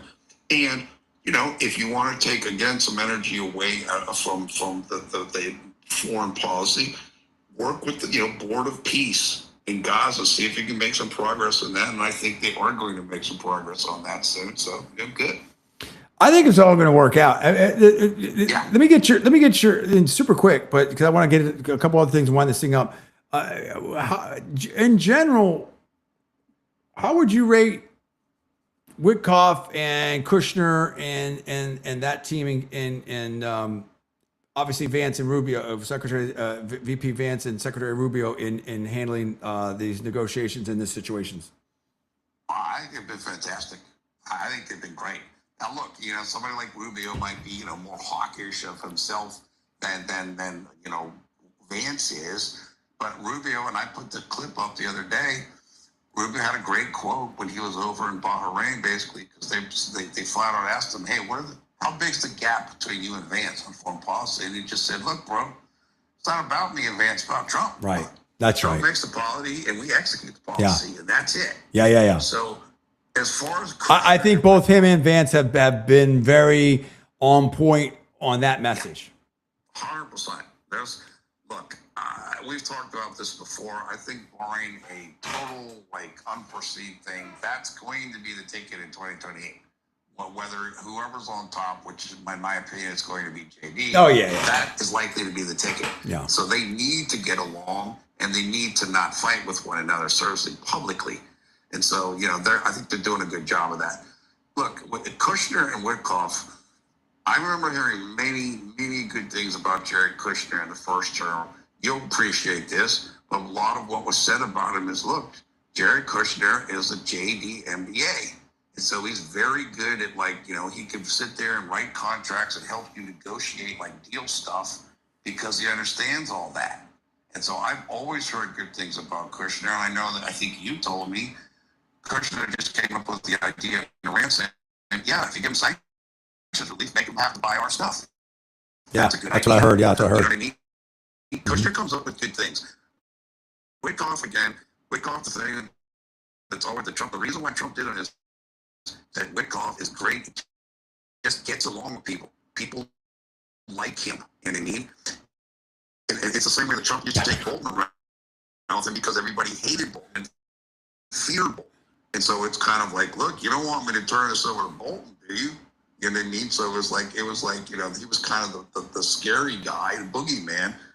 I think Witkoff's the opposite of that, which is people just end up liking him and they could talk to him and all that type of stuff. Putin likes him. And so I think that, for people who are not governmental figures and haven't, spent their decades in the government, I think they're effective. And I think that their outlook, again, they're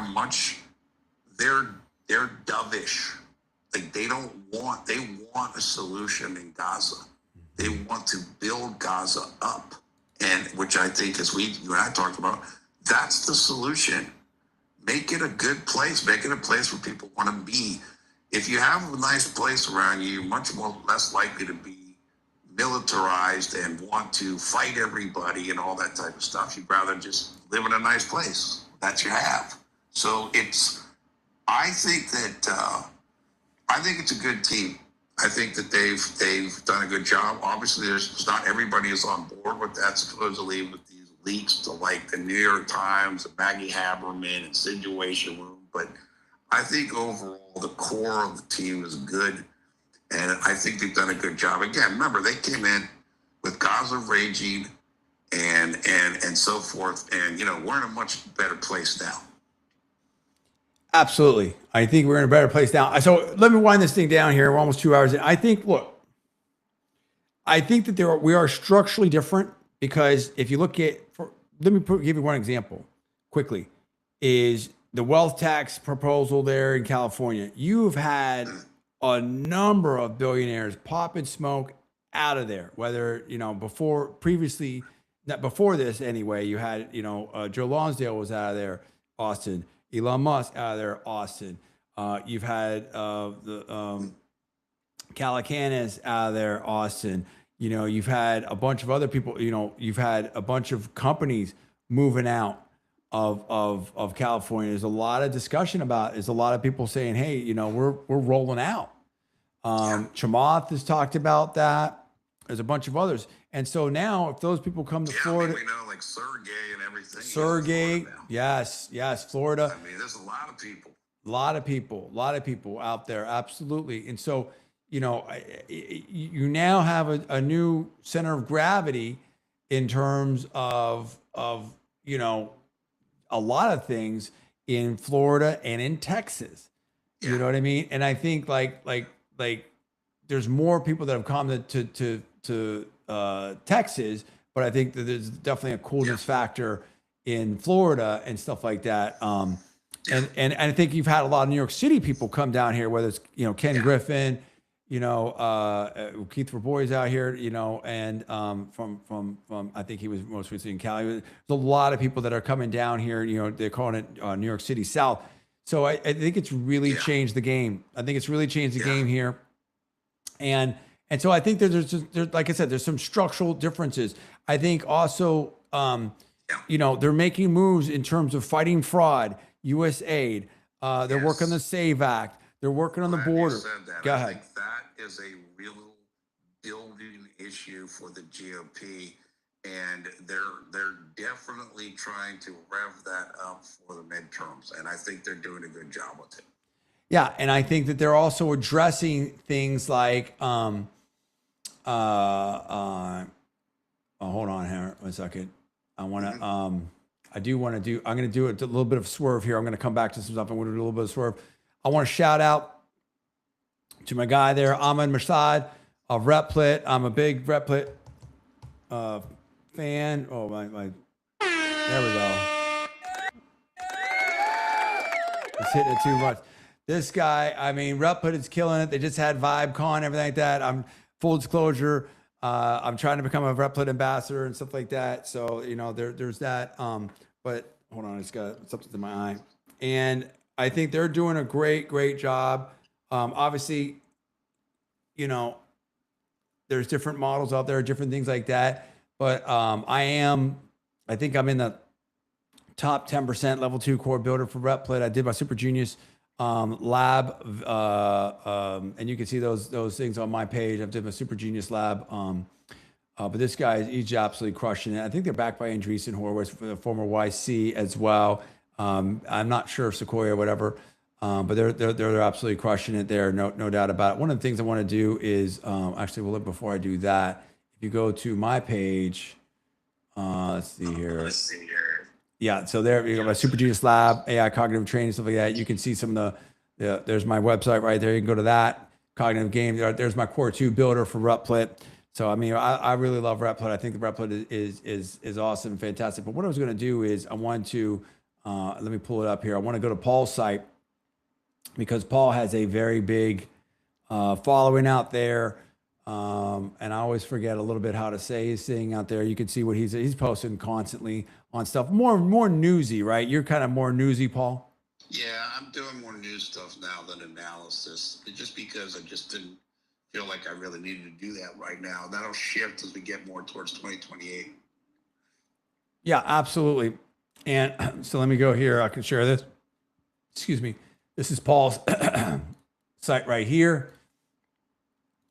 Used to go by Vince Manfield, aka Vince Manfield, and you can see here, and he's got like over 26,000, almost 26,500, 26.4 thousand followers. A lot of followers out there. He's still in Pennsylvania, and he's doing his thing right here, and he's putting different things and he'll kind of summarize some things here. So it's good if you want to follow the news, see what's going on, particularly in the Trump world. You know, Paul's a good source for information out there and kind of keeping up on it. So that's pretty cool right there. So that's definitely something that you can take a look at there on X. Anything you want to say? So here's my wrap up. Things have changed structurally. We're not sure exactly how this is going to go, right? And I do think we're in a pretty good position. I think we're in a better position now than we were. I think that if you look at the forest through the trees, you know, Trump's doing and Team 47 is doing a pretty good job. I think there's a lot more to do, and I think we have a lot of issues and problems. I think the voters want to be heard, and I think there's way more problems on the Democrat side than the Republican side. I think the idea that we're going back to Clintonism on the Democrat side is not going to happen in the near term. I think that the idea that we're going back to Bushism or that kind of stuff is also, or you know, endless wars, forever wars, or you know, that kind of stuff is not going to happen on the Republican side. I think that we are in a different zone now. I think it's certainly global competition, certainly global trade.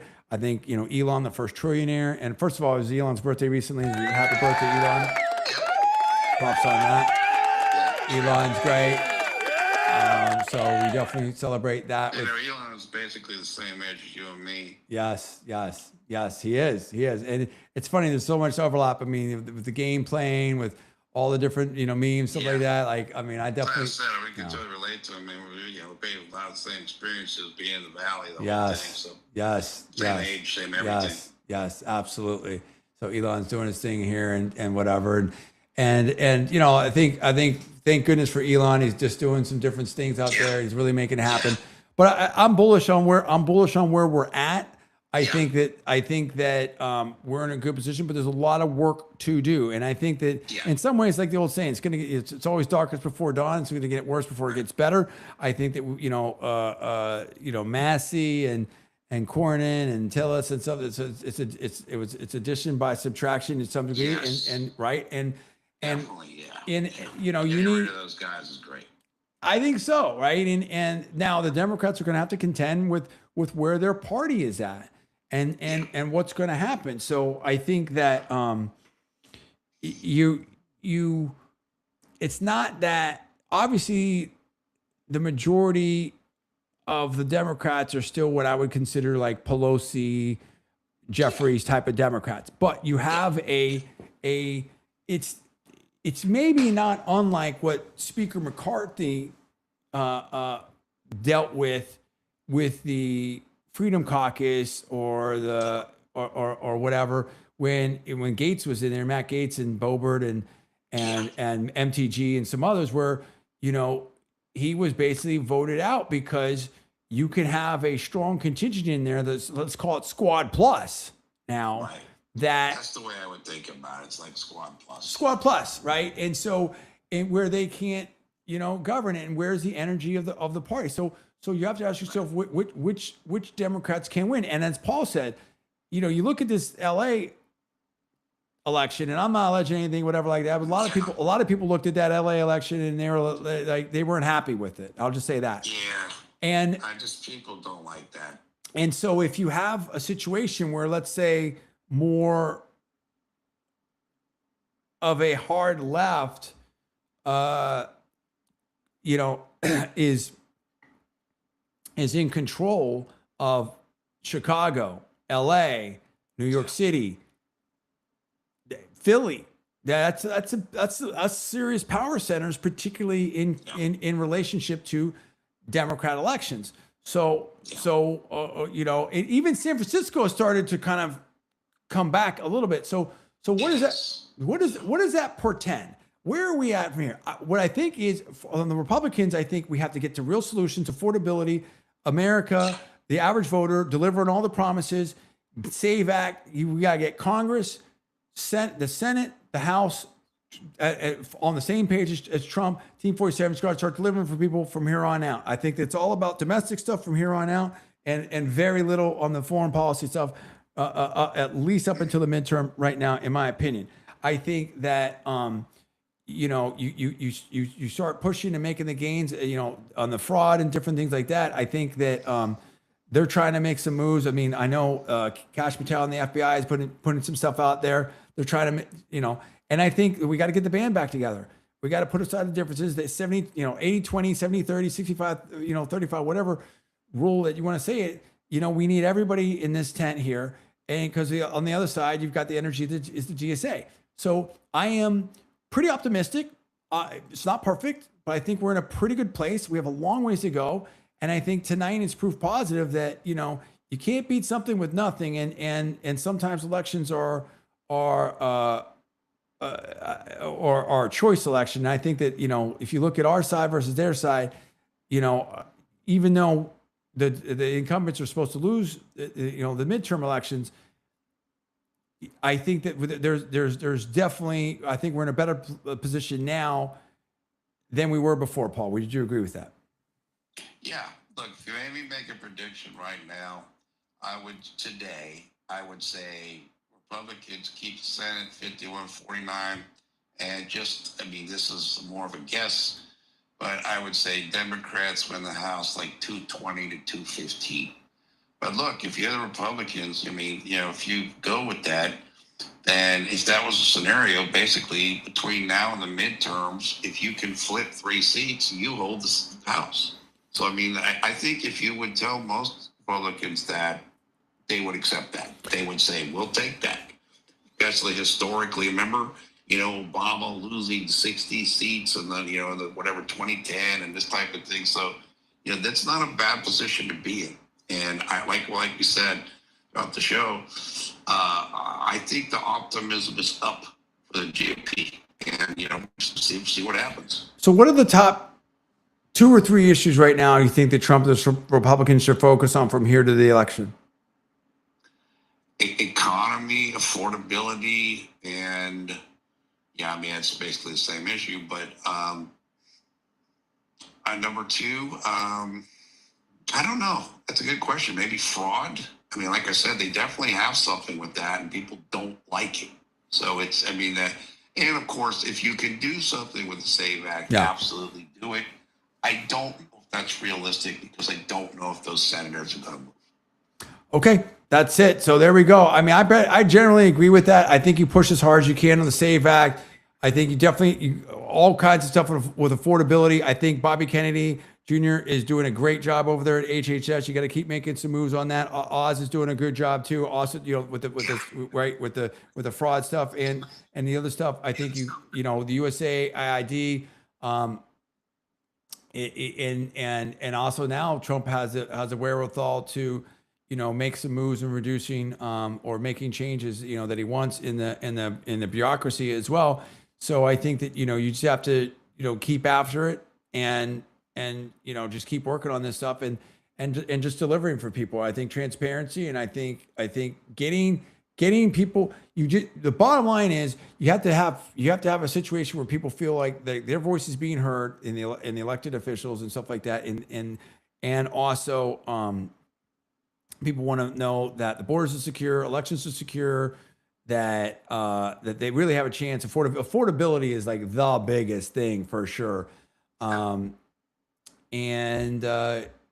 think that's the main thing. And I think that when you look at the choice election there, and I think you have to keep pushing on making sure that everyone has an equal shot. Conservatives have a shot at jobs, free speech for everyone. That's uncompromisable on the free speech. And thank Elon for that. I think the same thing, you have to make it so conservatives have a space in academics, as students and as professors and stuff like that. And I think that, the Housing Act, I think it's going to be good. So there's a lot of work to do, but they're doing it. And I think they're making some moves. So far, so good. A lot of work to do, but I think, go ahead. I just want to say one more thing, just because you brought this up. I just want to say, you mentioned Dr. Oz. I think Dr. Oz has been phenomenal. Yeah. Dr. Oz Absolutely. has been incredible. Absolutely. And I want to bring him up because, again, he lost the Senate race here a few years ago, Fetterman. Yeah. And you're kind of like discounting everything. Dr. Oz has been one of the best people, I think, in Trump's administration. And just credit to him. 100%. 100%. He's been incredible. And then people just have to, think about the 80-20, 70-30, 60, whatever. I mean, at this point, I'd even call it almost a 60-40, 55-30, 45 rule, which is if we agree on let's say 60% plus, we're cool with it. You have to build coalitions and you have to have free speech. You got to stop the cancel culture. I don't want to hear about, any of that kind of stuff. Like you have to be able to talk to people and let the, go ahead. What do you want to say? 100%. And look, I will give you this. And we know Tucker's kind of off doing his own thing, and he's kind of whatever, sets up for Trump. But you look at somebody like Megyn Kelly, I think she's getting it. She's coming back in board, and that's it. That's where we need to be. That's where we need to be, and that's what I'm talking about. It. You know what I mean? Like Elon's making fun of Ro Khanna. That's funny. That's great. Yeah, it's great. And listen, having this discussion has been good.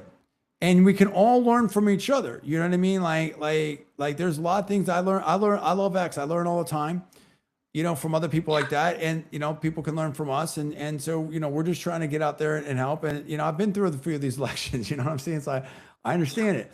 So it's all good. There was one other thing I want to say, but I think we've covered most of it, and so I'm positively inclined. I think, for peace, love, freedom, opportunity, equality for everybody, treat everybody with love and respect, and try to find solutions. And let's find a positive way forward. And I think that the party, politically, the party that can deliver solutions for people is going to be the party that can win. And I think that's got to be the focus right there. So, okay, we'll have much more to say, I'm sure. Appreciate the people that have watched out there. Paul, definitely appreciate your thoughts and you joining over there. And again, you can check him out on X. You can check me out on X as well. As always, this is a live show. If we made any mistakes, we do apologize and reserve the right to revise and extend. And all the important disclaimers apply. Not alleged any facts, not casting aspersions. All for entertainment purposes only. Please check all the disclaimers. But yeah, I think that we are in a pretty good spot, but there's a lot more to do. And as they would say, like Elon's all signal, no noise. It's like, you got to be signal, not noise. You know what I mean? You can't get discombobulated and all worked up over stuff. I mean, it's normal. And some of these are very, more emotional issues, but you got to try to find solutions. You got to try to find a positive way forward. I think, politically, we still have a long ways to go, but they got to make some moves. And I think Trump is one that can make some fast moves. And I think that given the Supreme Court decisions, there's been some very positive ones. And there's some ones that went against the administration. But ultimately, it just shows that, we have to get a coalition together to make the changes that people want, or it doesn't happen. And that's part of the system too. And so that's the system that we live in. So it just reinforces the point that you need a large, effective coalition to be able to get, serious systemic change done. So there you go. So anyway, all right, big night. The far left is still winning. The anti-incumbency movement is still afoot in the Democratic Party. Two incumbents, or rather, two insiders go down on the Democrat side. One for governor and one for Congress. The DSA is still alive and well, but we do think that overall, Trump and the Republicans are in a better place, but there's still a lot of work to do. So yeah, I appreciate Paul for joining us. My name is John D. Villarreal. Thanks so much for joining us. We'll see you next time. Looking forward to your comments. Take care. Have a good night.